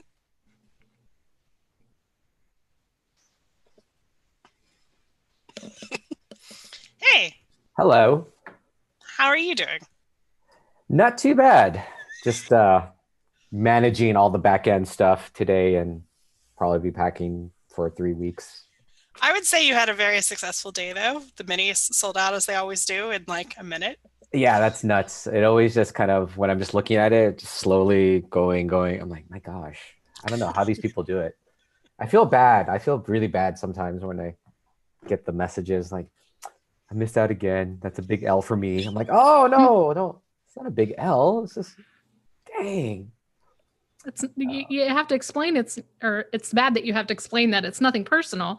You know, they weren't out as you don't get to buy this. It's just it's supply and demand. Yep. Well, I'm just hoping it still makes people happy and excited, not like when they look at like, oh, there's another one I'm not gonna get. Thanks, Patrick. Like, ooh, no, don't feel like that. I hope they don't turn towards the bitterness end of it. Yeah, the other side of Twitter. I don't want them to turn to the dark side of Twitter. Please don't. Stay on the happy side. The dark side of Twitter, it's like you cannot come back from that. Like you won't get a happy ending like Vader. No, it's not gonna happen.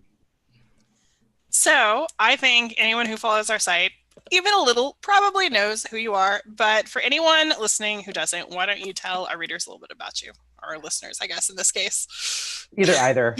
They could do both sometimes. Hi, everybody. My name is Patrick Balosteros. I'm an illustrator, designer, and educator based in San Diego. And I've been lucky enough to be doing the convention circuit for the past few years. Being in San Diego, I think it might have been my 10th year this year, maybe. I got to figure that out. Or it's approaching that at San Diego Comic-Con. And I do a lot of sketches, drawings, prints. And so you'll notice a lot of my artwork for the 25-cent Wonders is like the big thing that I think propelled me into virtual stardom. If that's a thing with artists, I don't think it is, but I'll just say it. It's a thing. It is a thing. And it's not even so much virtual stardom, considering you have probably the longest line in Artist Alley. Well, I thank all of you for helping to create that type of atmosphere where people don't mind lining up and hanging out and meeting one another, hopefully. Well, hopefully when we can get back to that. Yes. But also, hi, James. Hi, Aaron. Just want to say. Oh. So how has the past year been for you? Have you been challenged creatively? Are you more focused on art, less focused on art? Last year I burned out because I didn't know what was going to happen. So I was just like doing art 24/7. It's like, oh, are people still going to do stuff, or what's going to happen? Or people still want to buy art? I didn't know if people had that disposable income just to like buy a print. I was like, oh, I don't know if they want toilet paper or they want art. Are they going to buy art and turn it to toilet paper later? I don't know what's going to happen. So there was that big just freaking out, and I think a lot of artists had that moment, especially that do conventions and that love interacting and get a lot of their income from just hanging out and seeing people in person. So that was the unknown for like the first half of the year. But I think when Comic-Con happened and things started to settle ish, I think a lot of artists were trying to and needed to innovate and figure out different ways to get their artwork out there, different ways to engage with the audience. And so you still had people buying stuff because people just wanted to have that sense of normalcy, whatever that may be now. And for the con fam, that sense of normalcy is just interacting somehow, either on Instagram Live or via whatever other store formats that were out there at the time, and just getting a little piece of that artwork from that artist. And thank goodness there was enough people out there that had that same sentiment and were still employed and still had some of that income to go, yeah, I want to support this artist. I want to get this print because it makes me happy and it helps them, so that when we see each other, they're still making artwork and, not having to, will art for food on the side or something. Like, don't want to do that.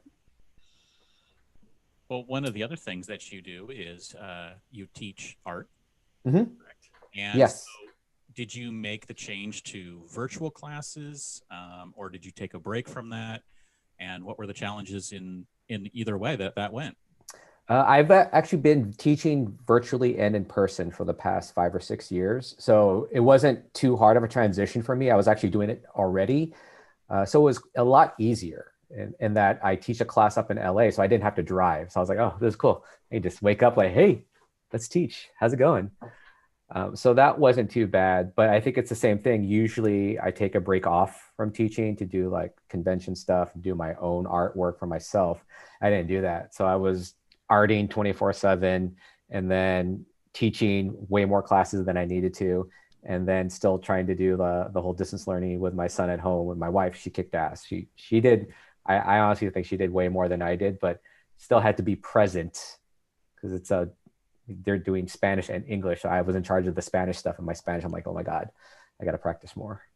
So I think for anyone, everyone has their own set of circumstances. So it was just trying to find just that 5 minutes of quiet to go, okay, what am I going to draw? All right, I'm going to do that. And then I'll do it later on. But I think it's just having that moment to yourself, even though you're isolated in your quarantine and stuff, you're kind of not. Your thoughts are kind of all over the place. So I think people were beating themselves up, and I know I did too, for not doing enough. And I don't think like there is such thing as enough during this whole like crap that we had to go through. I think it's so funny that you say that you felt bad for not doing enough, because at least from my perspective, I feel like you were just like constantly creating. Like, you every single year, I feel like, put out more than just about anyone. And it's crazy, but it's impressive. Like, how do you do it? How do you? I honestly, this year, my wife doesn't think though, but I slowed down a lot this year. Like usually I would have like all these prints and all these minis and stuff. And I still try to do enough so that people have a variety. But for me, it's a hard balancing act. But what I try to do, and my thing is, I know that there are people that follow me and buy my art at different conventions, but they go to each convention specifically say, okay, what's new? What new thing do you have? And some people are just like, yeah, what's the new hotness? Okay, cool, I'll get that. And it's like, okay, bye. And they just walk away. Okay, cool. But I know that there is a good core of people that like to engage, and they send me pictures of it on their wall, and they send me notes saying, this makes me happy. And I smile every time I look at it. And I think a lot of that is what makes me go, I want to make something that they haven't seen before. I want to make something that they go, oh, dang, I wasn't going to get anything else, but yeah, I got to get that one. And that's my mindset, not in regards to like make money. Yeah, I want to make money. Everyone does. but I want to create something that wasn't out there yet, or a different spin where people go, wow, that's a good one. And when I get those, that's when I got you. I got you. Yes. And that's what makes me happy, is being able to create something like that. And so people not necessarily know to expect it, but are kind of on their toes, like, and excited, and get that excitement of like, okay, cool, let's go. And it's like, don't want to disappoint, but at the same time, I'm trying to release a little bit of that pressure. So several of your exclusives this year pay tribute to WandaVision. What about that series inspired you? I think it was, at first, I'll be honest, I wasn't into it. Like after that, at the first episode, I was like, okay. And then the second episode, I'm like, okay. It's like, what's going on now? Can you give me something? And then I started to pick up. And then when I look back at those 2 episodes, I'm like, oh, that's genius. Shoot. Why'd I doubt? That was good. Damn it. And I think what it was it was super clever how they told the story, how they used different eras, how they used tributes to different shows. And I think that's what I connected with, is like, that's pretty much kind of what I do, is I do these tributes, and they did it all in like one season, these different tributes. And I'm like, that's like next level, man. That's where I need to push my stuff to. And so when I was just trying to come up with the series, I think the hardest one to do was the big 25-cent Wonder one, because I was just trying to find a way to encapsulate it all. But I think when I saw that episode, once I saw like that vehicle and it was cut in half, like it was in the 80s, and then the other one was the modern day like space Land Rover, I was like, there it is. Oh, there it is. That's what, and then it just clicked. And I think a lot of people resonated and really appreciated how much time I took to kind of find all those little things. And I think that's the part that helps me out, is just being that fan, to put these little notes in there that other fans will see, not just the person who's like, I'm just going to watch Marvel because it's on, and we're in a pandemic, so we're just going to stay home and watch WandaVision. It's like, nah, the fans like know the original costume to like the new costume and the whole transition, some of the storylines. I'm like, yes, thank you. You got it. I always love the little details that you put in, because you always put so much thought into what you do, and it's just always amazing. But I also really dig your new cartography pop culture maps. Oh, those are fun. They look Those are a lot of fun. Yeah. So how did the idea for that come about? It actually started as an art assignment for my students. I told them, all right, you need to do a map of your a favorite fandom. It could be a book, game, TV, whatever. And it's not like it's mind-numbingly new. I've seen it done before, but I just wanted to see what they would do. And then when I was doing it, it's like, oh, crap. I got to show them how to do this, because they don't know what they're doing. Damn it. And so I sat there like, okay. And I did one class where I was just showing them how to do little studies and take the little scenes. And then I was like, I got to finish this because I started it. Oh, okay. And then I finished it, and I was like, oh, I think I like this. And so the first one was the Princess Bride one that I did. And I was just like, wow, it just makes sense. And then the other one I did was a Bruce Lee one. And the third one that I'm going to do, I'm still thinking about what it's going to be, but it's definitely going to be something for SDCC. I'm definitely going to reveal another one, either be an exclusive or something. I'm still trying to figure it out. But yeah, that's how pretty much it arrived. And then still just trying to put those little puns here and there where I can, of course. The inconceivable one that you liked, I was quite proud of. Yes. That was my favorite part of that. Yes. I have to that my wife's like, every time I do that, she's like, stop, just stop. I'm like, no, it must go on. We are big fans of puns. Yeah, I was going to say that. We're like, especially James. Yep. We all really appreciate puns. Oh, then it's like nonstop. So don't worry. I'm not, it's going to keep coming. As I get older, the dad energy of puns just like explodes. So yes, like once I hit 50, it's going to be like, oh my gosh, where's it? It's like, I want that next level WandaVision pun coming out. Like, come on. So on your mini originals, when you're sitting down to start to work on some of those, do you like to try to balance out your properties between Marvel and DC and the different fandoms, or is it whatever pops in your head or whatever's kind of fresh in your mind? I think it's kind of whatever. And I try to think of things that I haven't done before. And also, when people post like, okay, you do one like this, one like, I don't say I will, but I'll keep in the back of my head like, oh, that's a cool one. Yeah, I'll just put that up there. Maybe I'll do that the next round. And people have been asking me like, oh, can you do commissions for those mini originals? And I tell everyone the same answer. I don't take any commissions for those because one, it'll take the fun out of it. And I know that if you get one, you could see the joy that I put into them, and I want that to stay.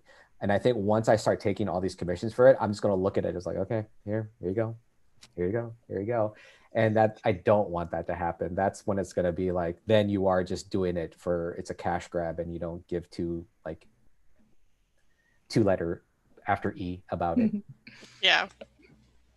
And I'm still the new person on the blog, so I'm not exactly sure of your whole trajectory as a Artist Alley artist, but were the mini originals like the beginning of you having like these super long lines there at Artist Alley? Was that the start of it, or did your long lines predate those? I think it started happening a few years before that, when I was doing like one-a-day exclusives and things like that.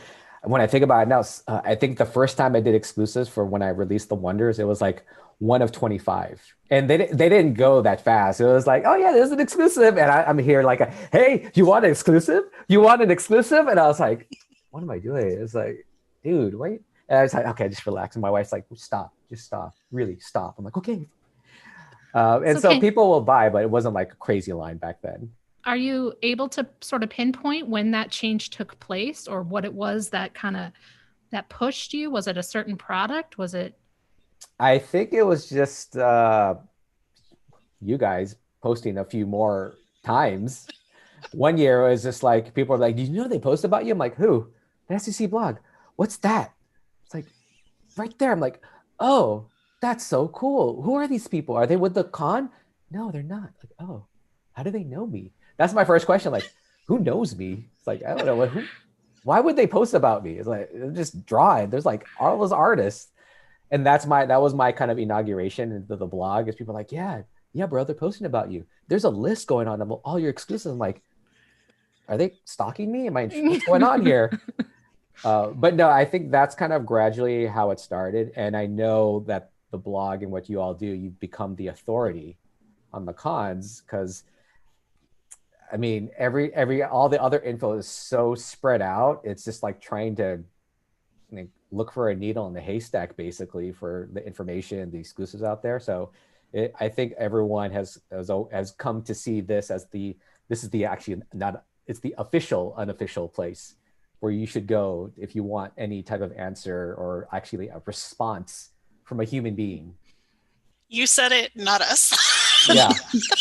No, I mean, I am not trying to take down. No, I know.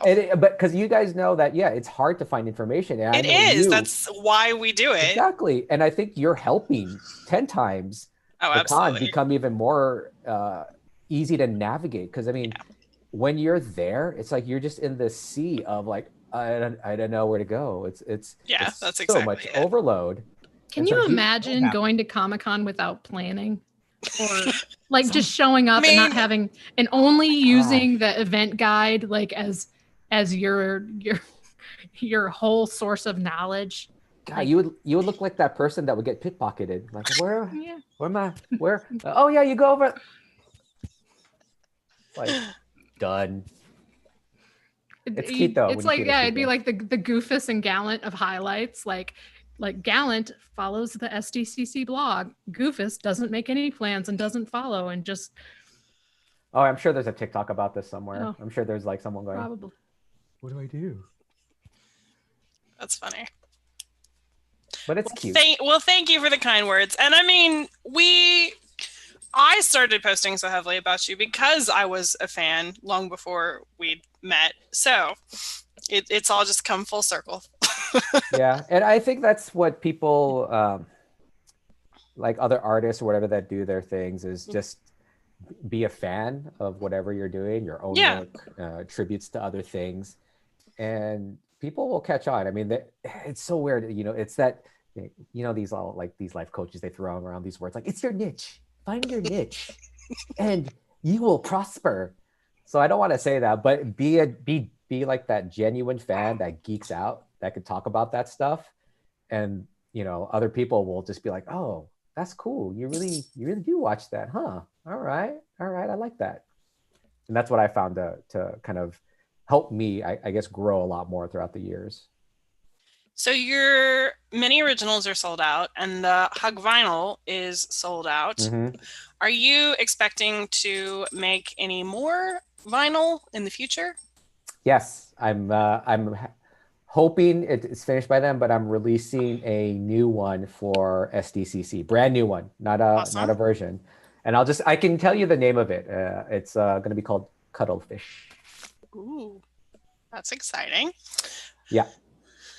Not with 2 T's, right? 2 D's. Yes, 2 D's. Cuddle.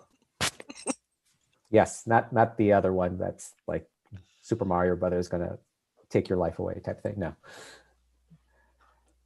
Yeah, So, and I'll be doing more minis, and then I'll be opening commissions up later and stuff like that. But yeah, all the usual, and then just kind of thinking about something to make you guys go, wow, why did he do that?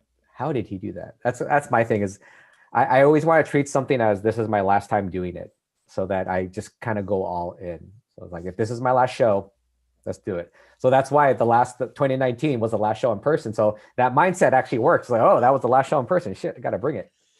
You say that, and yet last year you had one of the best things, one of the best Comic-Con exclusives I've ever seen in that print, which was just amazing. Thank you. So, well, thank you for actually letting me kind of ping pong some ideas off of your brain too, because I'm trying to do the same thing this year. Trying to think, okay, people are a little tired, so what can we do to just get them energy? Because next year, crossing fingers, we're all back. Yes. Doing this and avoiding each other still. Like, hey, whoa, how's it going? Let's go around you like we're going around the sidewalk. Don't cross paths with people. Hey. Well, speaking of, James, speaking of conventions, what are you most looking forward to when we can go back to physical conventions? I'm sure everyone's always said this, but it's nothing like one thing in particular. It's more just that feeling, that energy. It's like half butterflies, half just like adrenaline, and then the other half just like, oh yeah, we're here. Then the other like, oh, okay, it's over. I think it's just that wave of emotion that you can't get unless you're there and you've done it for like how many years. I think of it as like it's like seeing a friend you haven't seen in a long time, and you just kind of pick up right where you left off, and you're just like, hey, what's up? Hey, Con, hey, what's up? And you're just chit-chatting, going along. And I think that's the thing and it's not necessarily like it's the convention center, because that's just a building. I think it's what the convention center houses, what people, how people are inside of it. And there are other cons and things like that. But I think there's something different about San Diego because of where the roots were, how it grew, and how just within that artist alley, hopefully we're still back again. You never know, but how that energy in artist alley still is there despite kind of getting consumed by all the bigger things around it. Panels and stuff like that. But yeah, I think because when you say a convention, when you say, oh, have you gone to the Comic-Con? Like first thing anyone says, oh, San Diego? They don't go, oh, Boise? Like what? No, what are you talking about? Comic-Con, San Diego. Like, oh yeah, sure. Nothing against Boise. Sorry, Boise people. My bad. This is the first thing that came in my head. I don't know why. That's very true. Well, before we let you go, why don't you tell everyone where they can find you online? And actually, you still buy, I think, all of your prints from this weekend? Most of them are still available. Running low on a few. I actually got to start packing today, but you can just find me. You can see my name, or they can't see my name, Patrick Balosteros. So just patrickbalosterosart.com, or just search my name in Instagram, Twitter, TikTok, all those places. You'll find me there. And I might try to do just a quick live drawing stream later on today at 3 or 3:30, because a lot of people are asking me about the things that I did on here last year, which I totally forgot to post. Yeah, I thought about that the other day. I was like, weren't you gonna?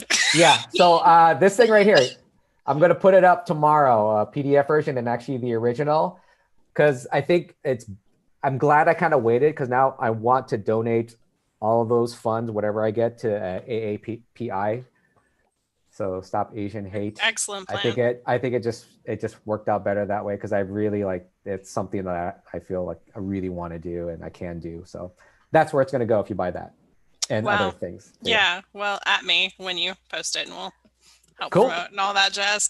All right. Thank you so much for taking some time out of your Saturday to join us, Patrick. No problem. I'm going to get back to packing now. All right. We'll let you do that. Thank you again. No, thank you. Great seeing you all. Bye. Bye. All right. And now we have the Ninja Bot. There we go.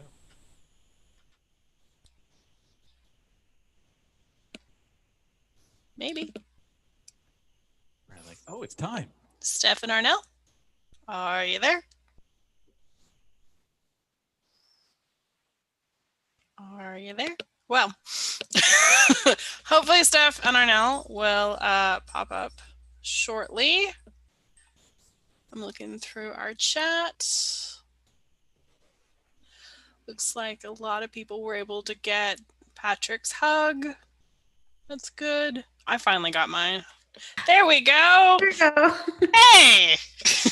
Hi. How are you guys doing? Good, and you? Good. So before we start, let me just say congratulations to one of Funko's newest employees, Stephanie. Thank you. Oh my God. It's been super exciting and crazy. So before we get started, for anybody who doesn't know, why don't you just tell us a little bit about both of you? I'm Arnell Baluyit. How you doing? I'm a graphic designer and illustrator. I do all kinds of stuff. Prints, enamel pins, stickers, all that good stuff. Yep. And hello, my name is Estefania Rodriguez, and I currently work at Funko Games. I'm an art producer, but I also am a game designer and a graphic designer. I'm working on a game called Popcats Fighter, which is what we do together. He did all the illustrations for it, and it's a card fighting game that will be coming out later this year on Kickstarter. So yeah. Awesome. Thanks. So besides getting a new job, how has the past year been for you two? Have you discovered any benefits to self-isolation? I feel like a lot of things changed. I'm sure for all of us, for sure. But for us, yeah, we had to, when there's no cons, it's crazy for us, all of us art vendors. I feel for all my, friends and stuff. Definitely. So we kind of had to pivot into other things. So we went wholesale with a lot of my work, and it's been pretty good. Like I'm in about 60 stores all over the country now, which is crazy. That's fantastic, though. Yeah, thank you. So all the little Popcat stickers are all over are everywhere now. Yeah, everywhere in the country. I think we're almost in every state too. I think we're missing 5 states or something. It's crazy. That's fantastic. Yeah, and you guys were there for one of the first podcasts. You guys were there. Yep, absolutely. So speaking of Popcats, can you walk us through the process and what the journey was of getting that game designed and created? Oh my gosh. Going for the Kickstarter. Oh gosh, yeah. Probably the hardest thing I've ever had to illustrate so far, for sure. Yeah, it's been super challenging to do the game, especially that we're also trying to, make a living doing other things and stuff like that. Yeah. And then we were in the middle of moving because we used to live in Portland and now we live in Las Vegas and now we have to go to Seattle because of my job. So it's bouncing back and forth. It's been pretty nuts. Yeah. But so we started designing the game in 2018, and we actually did play test the game in San Diego Comic-Con that year. I remember that.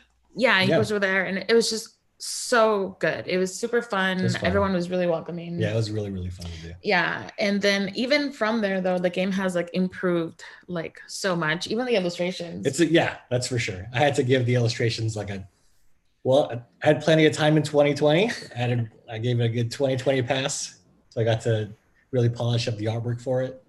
Yeah. So that's been really nice. And because of the pandemic, it's been really hard sometimes to get down to really work on the game for a while. You know, it was kind of rough, but like once we started to get going again, it really started to move forward, which is really nice.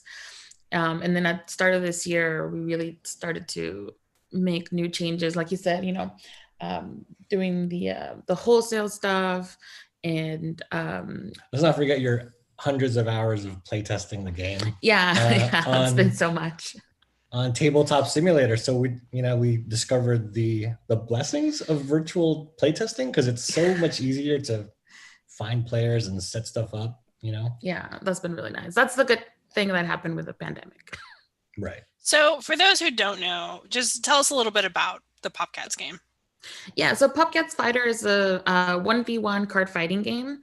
It's inspired by Street Fighter, Mortal Kombat, all those kind of arcade games. Yep. And you basically become a PopCat fighter, and then you have superpowers, and you have perks, and they're all puns. There's a bunch of puns in the game. Bunch of cat puns in there for sure. So many. Yeah.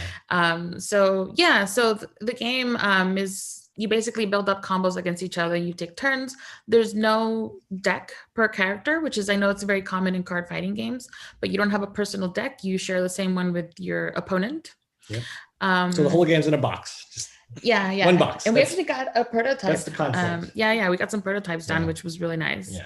But it's a quick game as well. It's supposed to be 30 minutes to 40 minutes, and it's super fun. Let me grab the prototype. Yeah, sure. Right. Totally forgot about it too. Should have had it down from the shelf, but oh, you're fine. You're fine. Yeah. So while there we go. There's the game. Yeah. The art is gorgeous. Oh, thank you. It was really fun. Really, really fun to do. Yeah, I'll put it in. Okay. Thank you. And the plan is for there to be a Kickstarter in the fall. I think September. Yeah, September. Yeah. We had to push it back because of everything that's going on right now. Yeah. Fine. Yeah. But September. Awesome. Well, we are very excited for that to launch, and make sure you reach out to me when it does, and we'll help you. Thank you.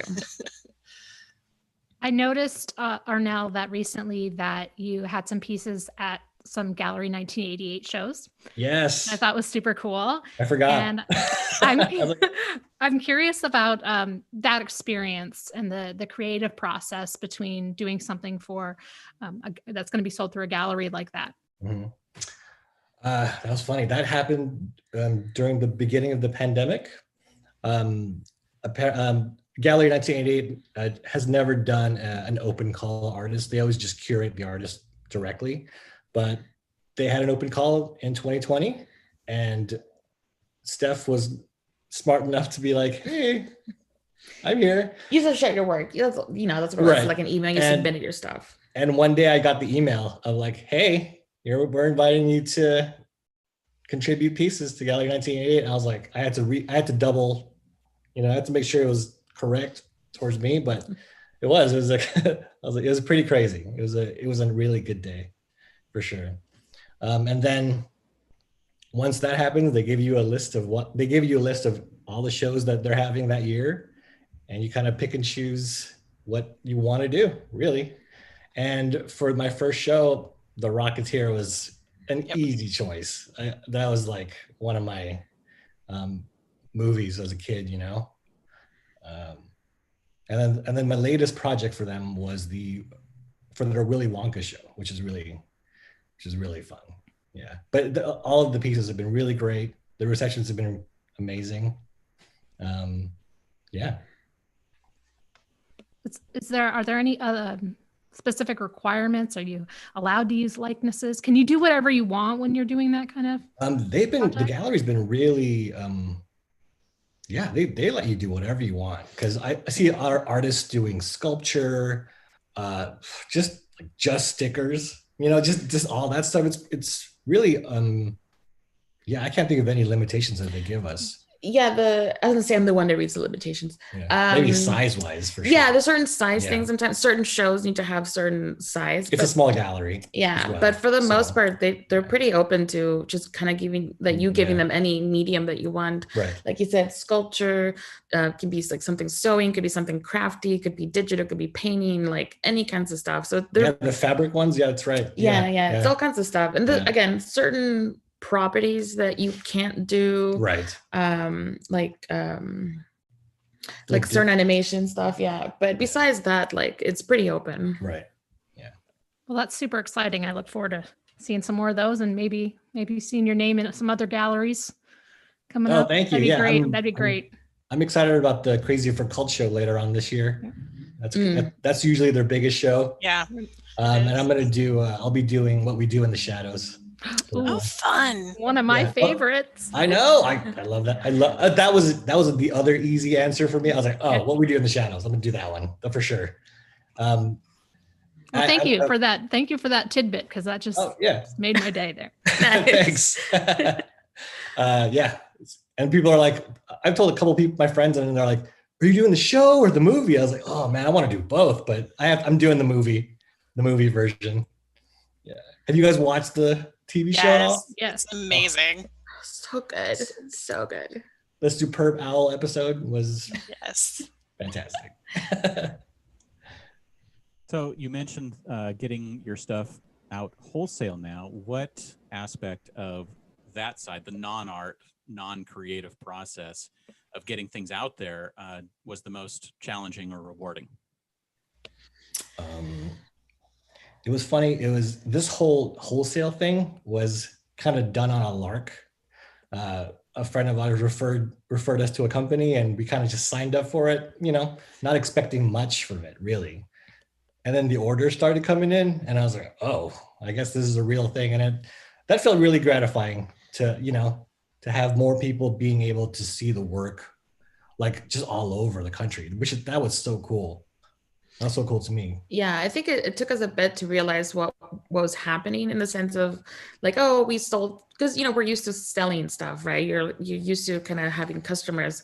But when it's wholesale, it's a little different how they buy from you and also what they do with it in their store, because every store is different, right? Yeah. And so how your work is displayed, that part of it is really interesting. And you're like, oh, that's different than I usually do, but that looks really nice. Oh, but that's crazy. Oh, okay. And then someone's like, I found your thing like at the store. And I was like, how did you find our things? And I was like, oh, wait, I sold it to them. Like, yeah. So that aspect of it is kind of crazy, but it's been really nice, especially since the pandemic, like in not having any cons and stuff like that, we really had to switch gears.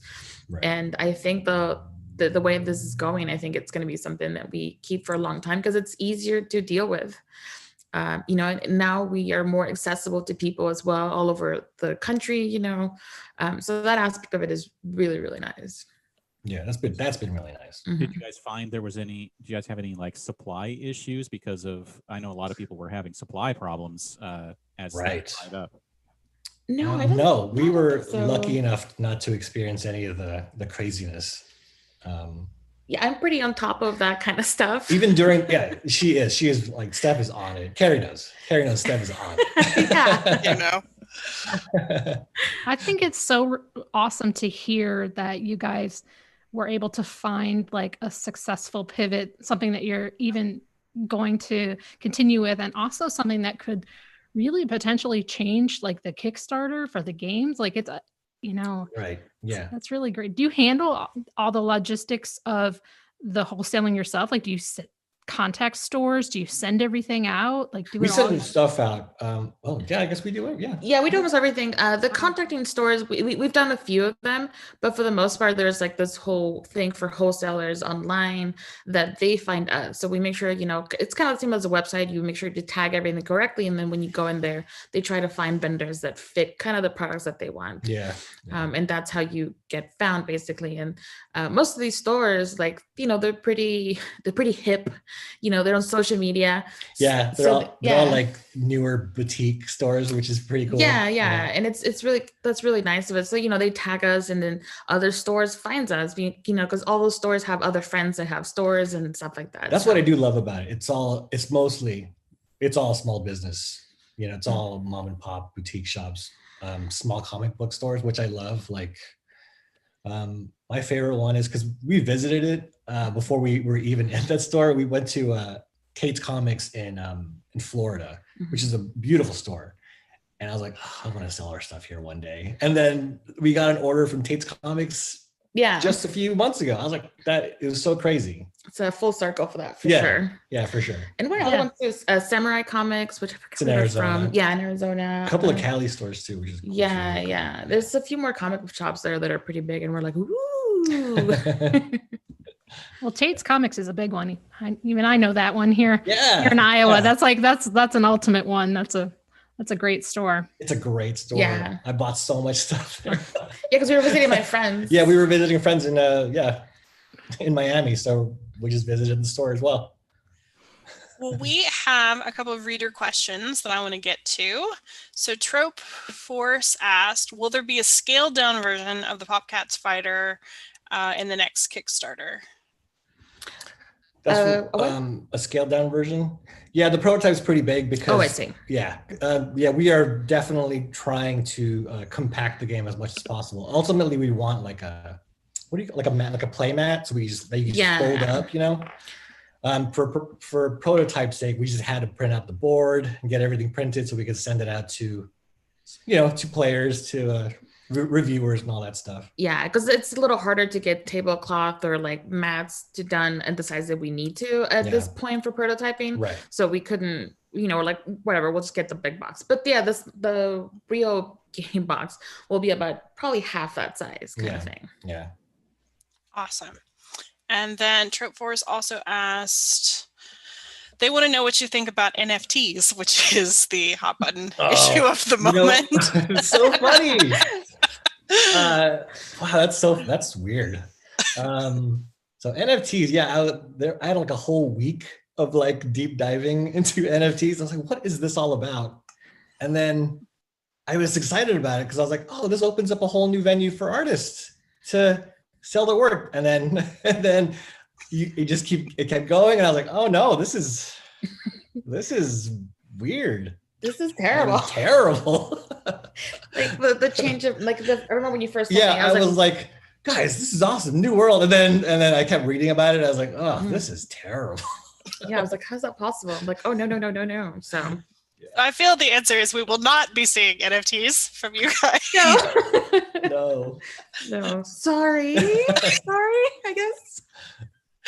That's okay. So on a happier note, when we get back to physical conventions, what are you most excited about with that experience? To see you guys like in person. To see people. For real, It's true. To see the people that we used to see every year, people that we like, people that we enjoy talking to, people like you guys, like you're all amazing. And we have so many people that used to come to our booth every single year, people that I've seen kids grow up. Yeah. Like we've seen, people who have like teenagers, right? Like that age when you can see the difference in a couple of years.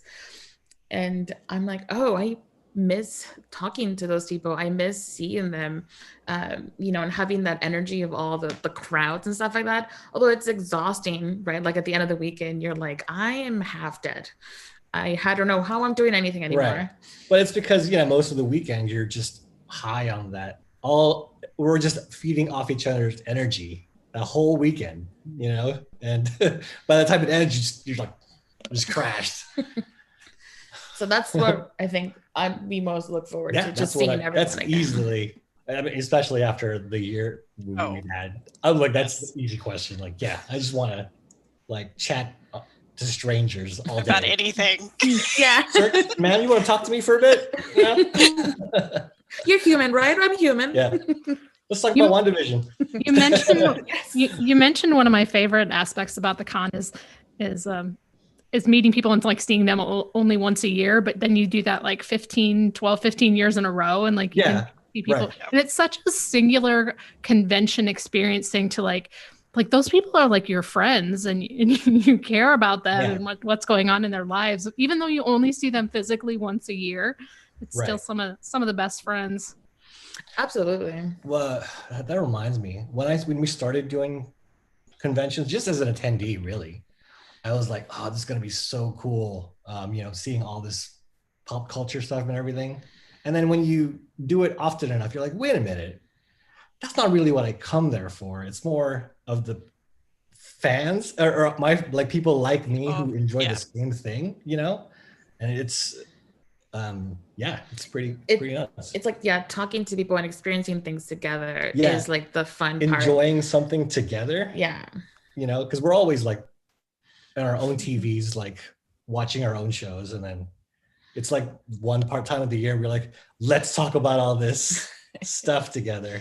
Yeah. It's so true. All right. Well, before we let you guys go, why don't you tell everyone where they can find you online and where they can buy your beautiful artwork? You can find my stuff online at theninjabot.com, and you can follow me on all my social at theninjabot. And then for me, you can find me on Twitter, Estefania R88. And then there, if you follow either of us, eventually you'll be able to find more information about Popcats Fighter, which it also has a Twitter and Instagram, which is just Popcats Fighter. It does. We're on it. We are. Yeah, on so it. follow us. Yeah. We have lots of cats. If you like cats, if you don't like cats, it's gonna be a hard one. You're still gonna love it.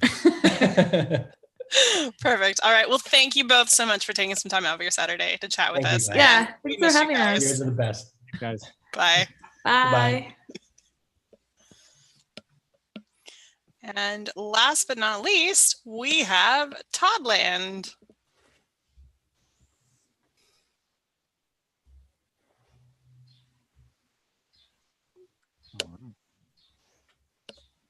He's there. Okay, unmute, unvideo, on video. Haha, I see you guys.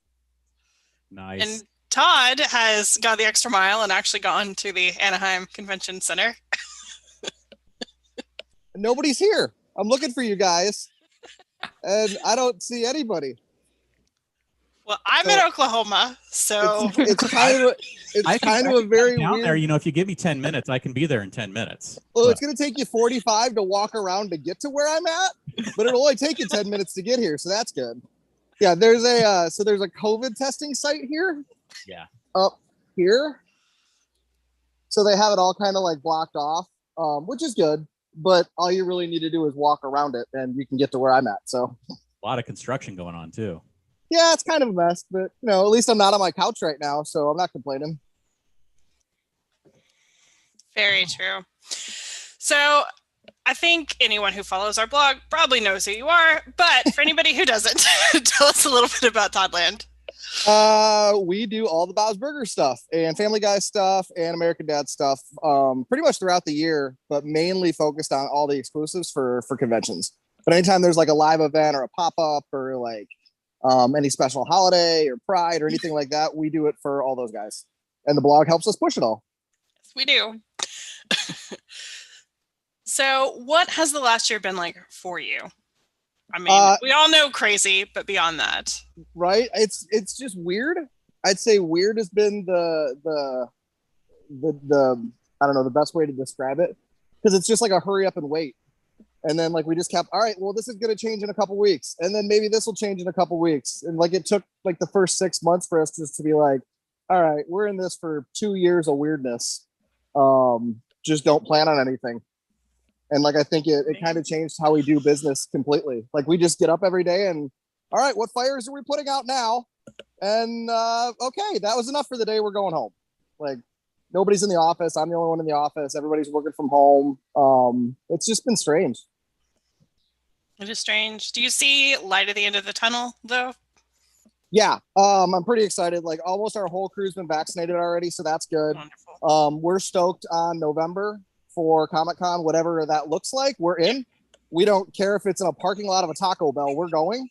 And if it's not happening, we'll be in the parking lot of a Taco Bell in San Diego when it's happening. So I think things are changing pretty quickly. We're kind of, it's not over yet, but I feel like you get a big confidence boost once you get your vaccines and your vaccinations. And all right, we're starting to plan November, and then we're starting to see people back at work that we didn't know were coming back to work at other companies. And all right, Burning Man's getting planned. That's cool. And things are just kind of starting to happen again with like one eye shut, but I think we're almost through it.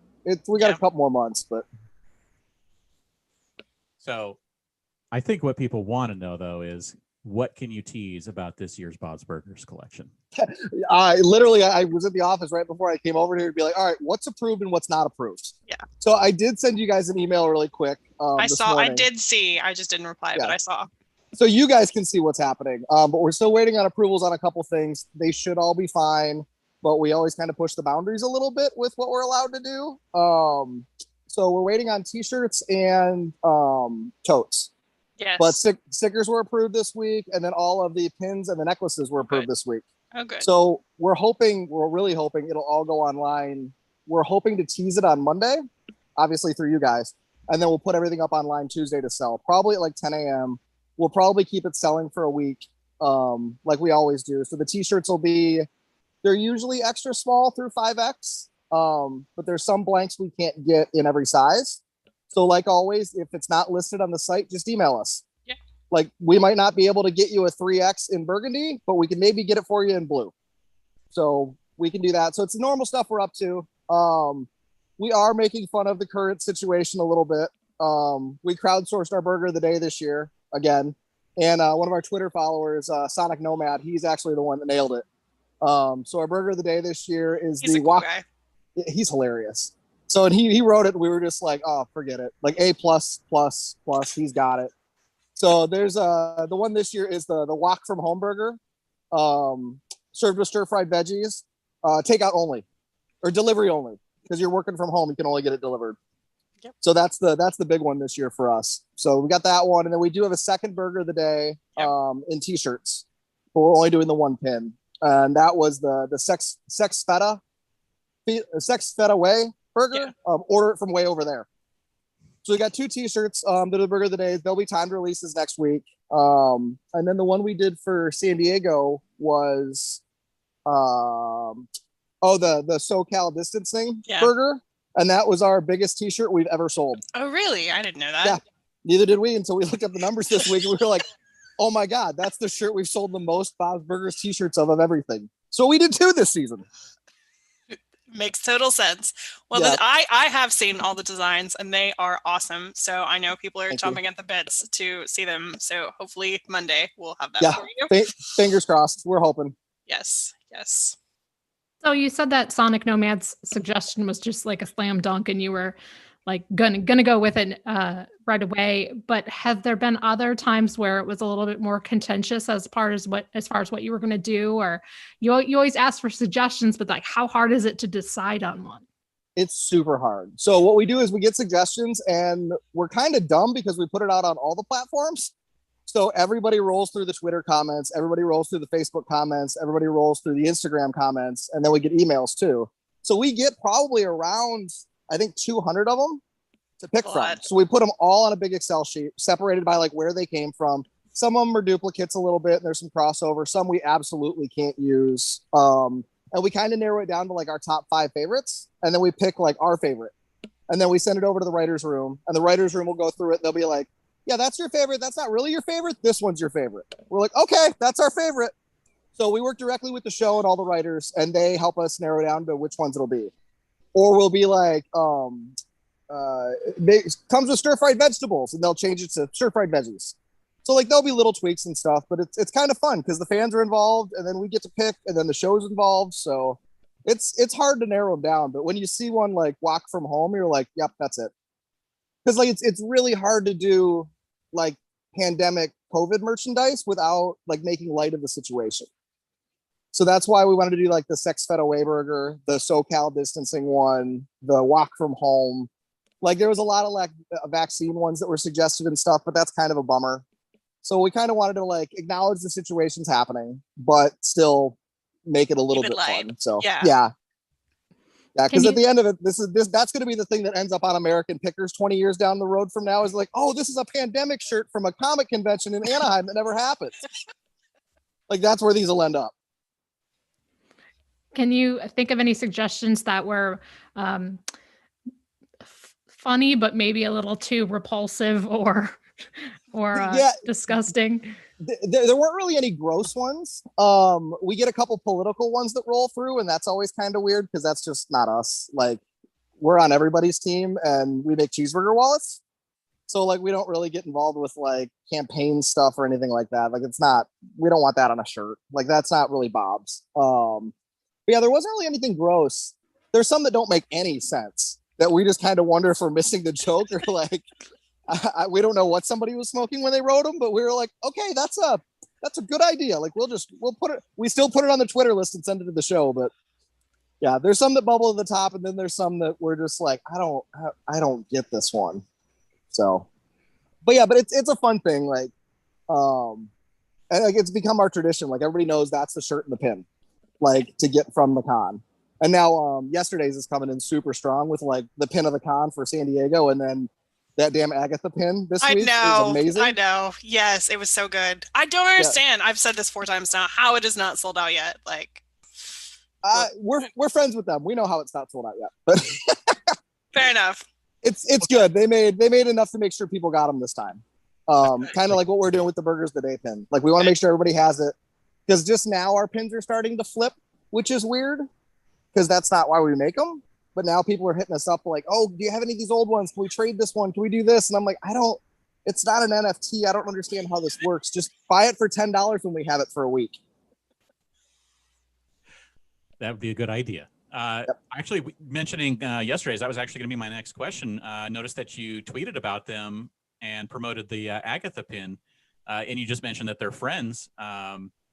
So you guys just like are buds, or was it because of conventions, or did you were you friends already? We've been friends before they were yesterday's. So like we were friends with the crew over there before they started doing what they're doing. And then they've got a little shop up in Santa Ana. And we know them from up there, and then we got mutual friends. So like one of our the old photographer for Toddland actually works with them. So like it's this whole world is really small. Like once everybody kind of gets to know everybody in it too. But yeah, they're pals of ours, and we like them. Like we like them. We like Ninja Bot. I mean, pretty much everybody you guys promote is our friends too. So it's kind of nice. And I mean, if Patrick could stop making like super adorable stuff all the time and selling out, that'd be great because it makes us feel bad. But I saw he sold out this morning too, and that's awesome. So we're stoked for him. He did, yes. I know. It's always so funny. I feel like I promote the one little group of friends, but I'm like, that's who makes the stuff and who sends me their information. Yeah. So it is what it is. Yeah. But one of the things that everybody loves about Toddland is how much you guys really engage with the fans. How important do you think that is? I mean, that's the whole basis for what we are. I mean, if you look at us, we're basically we're a legal, legitimate Etsy store is basically what Toddland is. Like we make all the fan stuff, but we're big enough that we're licensed by Disney and Fox and work with the show directly. Like we're that little guy that made it big. And all we do is make stuff that we want as fans. And that's how we come up with what we do. So we ask the fans what they want because we're not always right. It's kind of funny because there's some stuff we'll show people, like we did the Ken pin last year and the Ken t-shirt, and even the show was like, why are you making that? Nobody's gonna care about Ken. We're like, it's Gene's 37-year-old albino like hip-hop improvised dance imaginary friend. Like nobody cares about that. We sold the crap out of them. Like Madness Castle, that's totally a fan deep cut from a roadside attraction from one episode, and the fans love that. So that's kind of where we connect with the fans, is that they know we're fans of the show, and we get it. Like we're not just putting a Tina t-shirt on a Tina head on a t-shirt and writing butts on it. Like we're never going to do that. You're going to get something weirder from us that connects with the fans, that shows them. Like everybody likes to share their fandom, and like when you've got an obscure character from a t-shirt or an obscure reference from a roadside attraction from a show, other fans see that and they're like, I get that. I know what that is. And it's a good way to share your fandom. But yeah, they're everything to us. And I mean, a lot of companies are like, oh, they're amazing. No, they really are everything to us. Like that's why we interact with them on Twitter and Facebook and Instagram. And we let them do the suggestions for the Burger of the Days. And a lot of the stuff we've made has been based on cosplayers. So like stuff people will come up as a cosplay in the booth. We're like, we need to make that a pin, and we'll do it.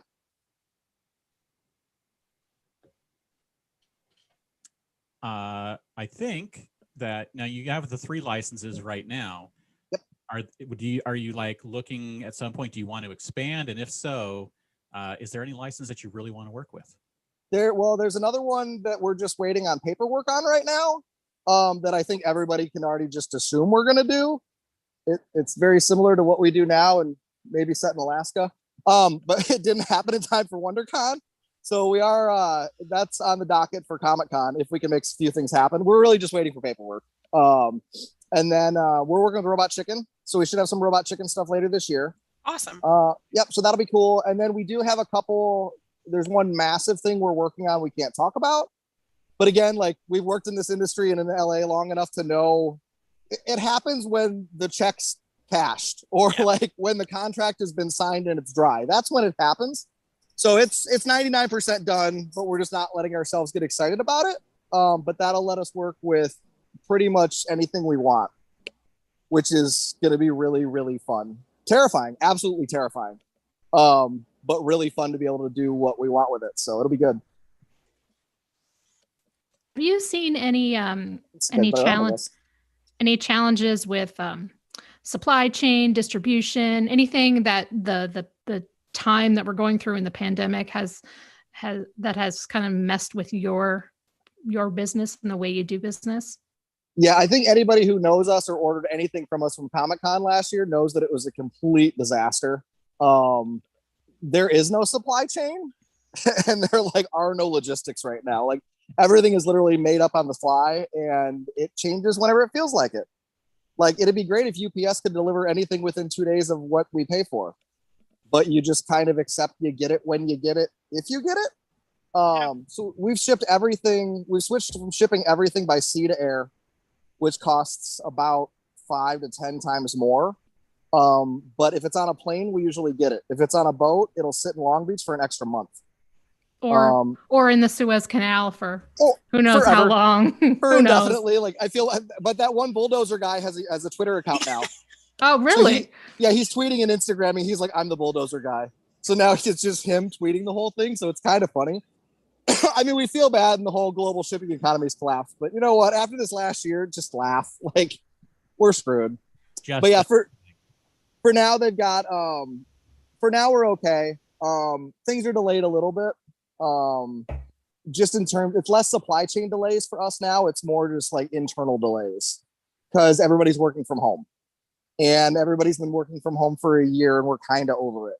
And you just don't have that oomph of approving things or submitting things. Like we got submissions in late. The lawyers are still looking at stuff, but that's entirely our fault for getting it in late. And they're a little slower on their end getting stuff approved. And nobody's doing anything wrong. It's just, we've kind of just changed our mentality of it is what it is.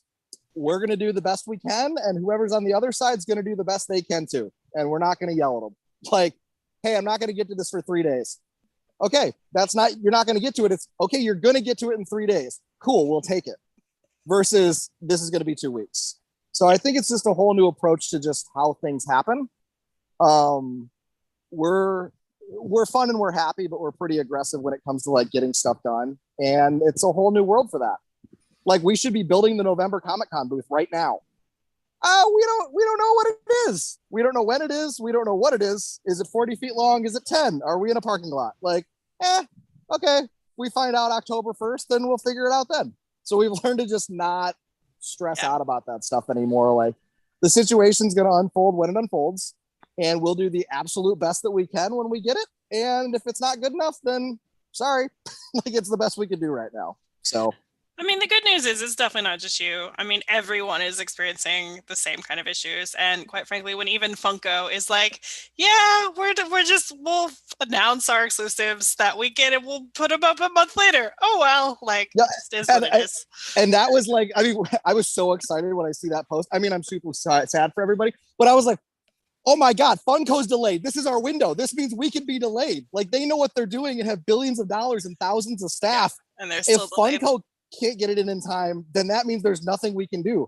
Killer. I'm like, that just means we can ship the same time Funko ships. This is great. So our stuff will be shipping between 4:15 and 4:30. Too bad. So that's not bad. Just because we ordered the pins late.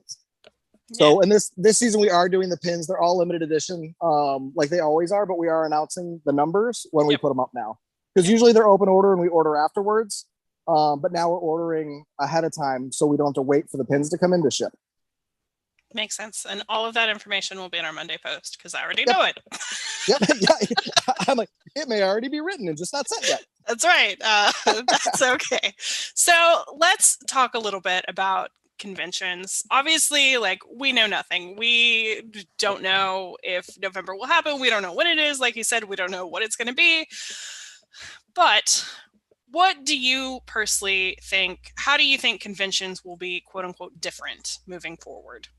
I think the first couple back will be a little wounded duck of people just kind of like one foot in the water, like not really knowing what to do. Again, once everybody's vaccinated, I think that'll help a lot with everybody's confidence. I think we're going to be missing some people. Like, I think some vendors aren't going to be able to come back. That's going to be rough. You'll get some new blood in there, which will be good. You'll get some old people like us that'll do what we always do. I know we're going to go bigger as soon as it's back, just because now we've had 2 years off. So it's time to step it all up. So we were going to do a new booth anyways, but now it's like, nope, we're doing a big new booth now. And it might free up some more space for people like us to expand, which could be good. So I think it's going to be different, but I think everybody's going to be overwhelmingly so excited just to be back. Yep. That I think that'll be huge. And I really, from what we know now, November is happening in San Diego. We don't know when, but right now it's 100% on, but the details haven't been let out even to us yet. And I know we're really excited about that because that gives us a November con. Yeah. So like we'll go 100% Christmas themed on the whole thing. So we've never done it before. So we're like, all right, here it is. If it's in November, we're Christmas. So we'll deck out the booths like Christmas. We'll do all Christmas merch. It'll all be giftable. It'll all be super fun. And then we'll be on to a whole new thing for Wondercon next year and Comic-Con next year. Like that's when we'll bring in the big new booths. So November we'll modify a little bit because we might be outside. We might all be in Petco for 2 days. It may be a flea market pop-up thing. We don't know if the studios will be there or not. Because we don't know how comfortable the talent will be in November. And then also all the talent is going to be very, very busy because everybody's going to be back to filming. So it's going to be a little wild. Yep. It'll be interesting if nothing else. Yep. What, so when we do go back, what are you most looking forward to? We miss everybody. Like that's, I mean, except for the Freeman that set up the booth, but we miss everybody else. Like all of our fans and like the cast and the crew, and just you miss people, and that's weird because usually there's too many people at these things. But like there's people you see every single year that go to all the shows, that hug you, that bake you cookies, that are your friends. Like a lot of people we work with that were customers became fans and became friends, and we don't see them. Like we see them on Twitter and you'll see them pop on Instagram and stuff every once in a while, but it's not the same. And that's what we miss. Like you miss that interactivity because like that's why we do it. Like we haven't done mystery items the last 2 years because the fun part of that is giving it to them. Yeah. Like and seeing their face. Like, and that's a little selfish. Like, well, yeah, you want your mystery item, but I want to see you open it. I don't want to send it to your house. Like the fun part is us making something goofy and crazy and seeing you get excited about it. So like that element's missing right now, and you can't do that on a Zoom. It's just not the same. You're not wrong. So we have a reader question from Cozy Heart 86 who asked, will there be any new Toddland at Times Kid Robot merch? Not right now. The problem is we love it and we're good friends with those guys. The problem is we have to make too many. So the number of units that we have to make is way more than we'll ever sell. So we can't do it right now. I know we have restocked the series 3 of the 3-inch Kid Robots, the Halloween ones. The blind box is online. And then I know we restocked the keychains too. So we've got the standard Bob's Burgers keychain stuff, or Bob's Burgers Kid Robot stuff online now. And one thing that actually worked really well with Kid Robot the last year is at the conventions, what we usually do is we're the only booth that does it. If you get one or you buy a couple and you open it and it's a double, we'll let you trade it back to us for either an open one that we have or another mystery box. Just because we want you to go home with not 3 of the same ones. So we keep the open ones behind the booth, and like people will walk up and want to buy one, and we'll tell them what we have open. And they'll be, oh my God, that's the one I want. We just sell it to them. So what we did this year online is we had a bunch of them that were open from all other cons, so we listed them online individually, and they sold out in like 2 days because everybody got to pick the ones they wanted. Yeah. So we might just open one of the cases up and then just put them up so you can buy them individually too, like because that's fun. So it's just, again, it's about the fan thing. Like, no, I want to sell you as many $12 ones as I can. I don't care about that. I just want you to get one that's fun.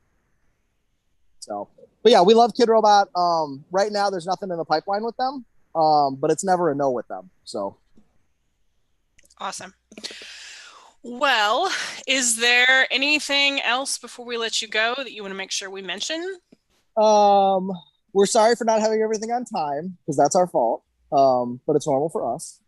And yeah, it's a pandemic. So as soon as we get approval on the t-shirts and the totes, the blog will have everything up online. Yep. And we'll be super annoying and push everybody to the blog. And then we're the plan right now is to have everything up on Monday sometime to the blog, and then start selling on Tuesday at like 10 a.m.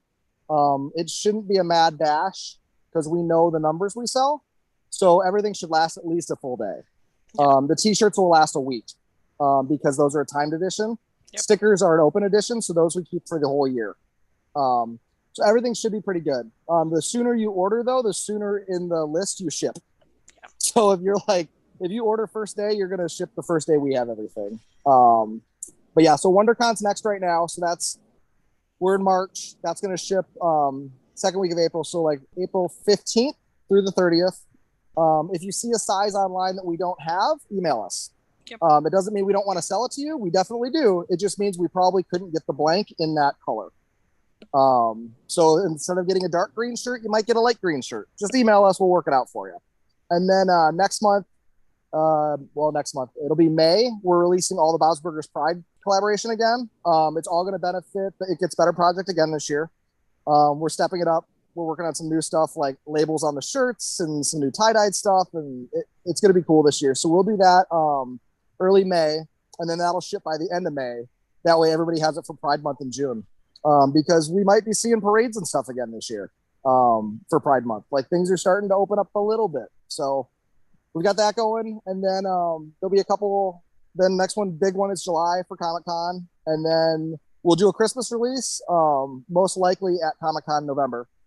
And then we're probably going to put up a big Halloween thing in September too. So we're going to start doing new little fun things and just kind of spread it out all year. So awesome. It's adapt and overcome, I guess. That's all you can do, really. All right. Well, Todd, where can people find you online? We are at toddland.com. And then on Instagram and Facebook and the Twitter sphere, we are Toddland Store. Perfect. Pretty much if you just type in Toddland, you can find us. Yeah. All right. So keep an eye out, hopefully Monday, for that announcement. Things hopefully to go on sale on Tuesday. And Todd, thank you so much for taking some time out of your weekend to ride your bike down to the Anaheim Convention Center and join us. I totally drove. Okay. I was like, I could ride my bike for 45 minutes, or I could just drive and get a pizza on my way home. So, I mean, I totally rode my bike. Anyways, thanks so much, guys. You guys are the best. All Thank right. you. Thanks, Todd. Bye, guys. Bye. Ooh. Man, he's like one of the best guests. He is. He's just got so much energy. He's so fun. It's a whole attitude and vibe, and his flexibility and his adaptability, and his love of what he does like completely comes through. Yeah. He is a cool guy. James, we should have had you ask him about, wasn't he on The Mandalorian? He was on The Mandalorian. We should have had you ask him about that. He was one of the troopers in the final scenes at the end of season 1. So yeah. Well, when we inevitably have him on again for San Diego, let's try to remember to ask him about that. There you go. So thank you to all of our guests who were on the show. Thank you to Andy, who co-hosted for the first hour. Yes.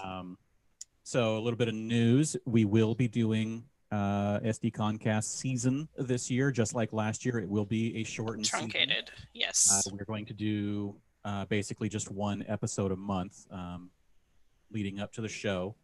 I think we have a short list. I think we went over a lot of the exclusives already. Yeah, but this has been a very long podcast. Let me just do it again. If you would like to purchase actual exclusives, basically, I think almost all, if not all, of Patrick's actual prints, so not the mini originals and not the vinyl, but I think his actual prints are still available on his website. Martin Sue has a whole bunch of awesome prints, originals, vinyls, commissions, all up on his site. Yesterday's pens are all still available. But who knows for how much longer, so make sure if you want that Agatha pen in particular that you go buy it. Priscilla Wilson, at least her print is still available on her Etsy. I know that all of her Sune vinyl all sold out within like a minute, so good for her. Toddland's exclusives, as he mentioned, we hopefully will have all of that information up on Monday for a Tuesday sale, but stay tuned. For the Funko exclusives, those launch technically April 22nd, but you have to follow their instructions. So if you have not checked that out, make sure you do that to sign up for the lottery to be eligible. Otherwise, the rest, including the shared exclusives, will all launch on April 23rd. There's a whole bunch of stuff that you can go buy on Event Any. Please go check that out. There's so much cool stuff. And it's an easy visual, which is what you guys have been asking me for. So go look at it. Way to view all of that. And then we have also been posting on Twitter a bunch of people who are offering discounts and bundles and sales in their shops. And we also on our website have a list of open commissions. So original art is a fantastic way to get what you want. I have a bazillion commissions in my own home, especially if you like things that are not as mass produced as like, I don't know, Star Wars or Marvel. If you like smaller things, like commissions are a great way to get what you want. And you also get to support artists. So please do. And don't forget about our scavenger hunt. Yes, our scavenger hunt is still up. I will probably leave it up until early in the morning, and I'm Central Time, so my version of early in the morning is probably earlier than yours.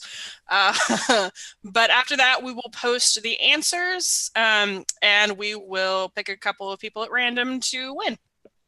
And we are giving away prizes from Toddland, Fat Rabbit Farm. You can win all of their exclusives. Priscilla Wilson, I have 2 of her bags, I think over in this corner, but I can't reach them right now, and some of her pens, and we're also giving away some of our own pens and buttons, and Erin also has a very nice Falcon and Winter Soldier poster that we're giving away. So very cool. Yes. So it's going to be a virtual SDCC this year. We're going to do the same thing. They're going to do similar / the same thing as last year. So as I mentioned, our regular season will kick off in May with 3 monthly episodes leading up to Comic-Con, and then we will have, just like this, a special extended special guest podcast on the weekend of Comic-Con. And I think that's about it. We've already been brainstorming about guests, but if anyone has any ideas or like white whales of like someone they'd love us to talk to, I kind of want to hear what people want to see. I mean, it doesn't guarantee that we're going to get them. I mean, I don't think Jason Momoa is going to come on the show, but don't either. But I would like to hear it if somebody really wants us to try. I mean, I got slightly inebriated and talkative Zachary Levi last year, so anything is possible. I also wanted to mention that we have our Patreon, and we will continue to do monthly podcasts for that. And also, I'm fairly certain that James and I are going to do another basically Ask Me Anything, one of those where we have you guys actually come on to the podcast and join us for the Patreons who want to, and we can just have a nice little informal chat, because that was super fun last year. So I think we're going to do that again. Absolutely. So in closing, thank you all for joining us for the 2.5 hours, over 2.5 hours actually. Again, Andy was the co-host for the first hour. You can find him online at SDCC Wacky Wags. Yep. And Erin, where can we find more of your work on the internet? I am on Twitter and Instagram at Bavarian Erin. Carrie, where can we find more of your work on the internet? You can find me on Twitter at Carrie Dixon. And James, where can we find more of your work on the internet? I am everywhere at Dan Regal, and you can also check out website geekshotphoto.com to see all the links and some photo stuff from my wife, Beth, and I. And also thank you to Beth, who produces this show. She edits it all together. During the regular season, she does all the slides and all those kind of things that make sure this podcast gets done and into your eyes and ears. Absolutely. We are on iTunes. If you'd like to subscribe, the links are up in the blog. You can search for SDConCast. If you like what you've heard so far, please review us. We're also on Stitcher Radio. The link is in the show notes. And if you want to get a hold of us, send us an email at sdcomiccon.blog@gmail.com. You can find us on Facebook at facebook.com/sdconblog or tweet us at sd_comic_con. Thank you all for watching and listening. Everybody, go Shawarma. Now I have to turn this thing off. You all watch me do that. Bye-bye.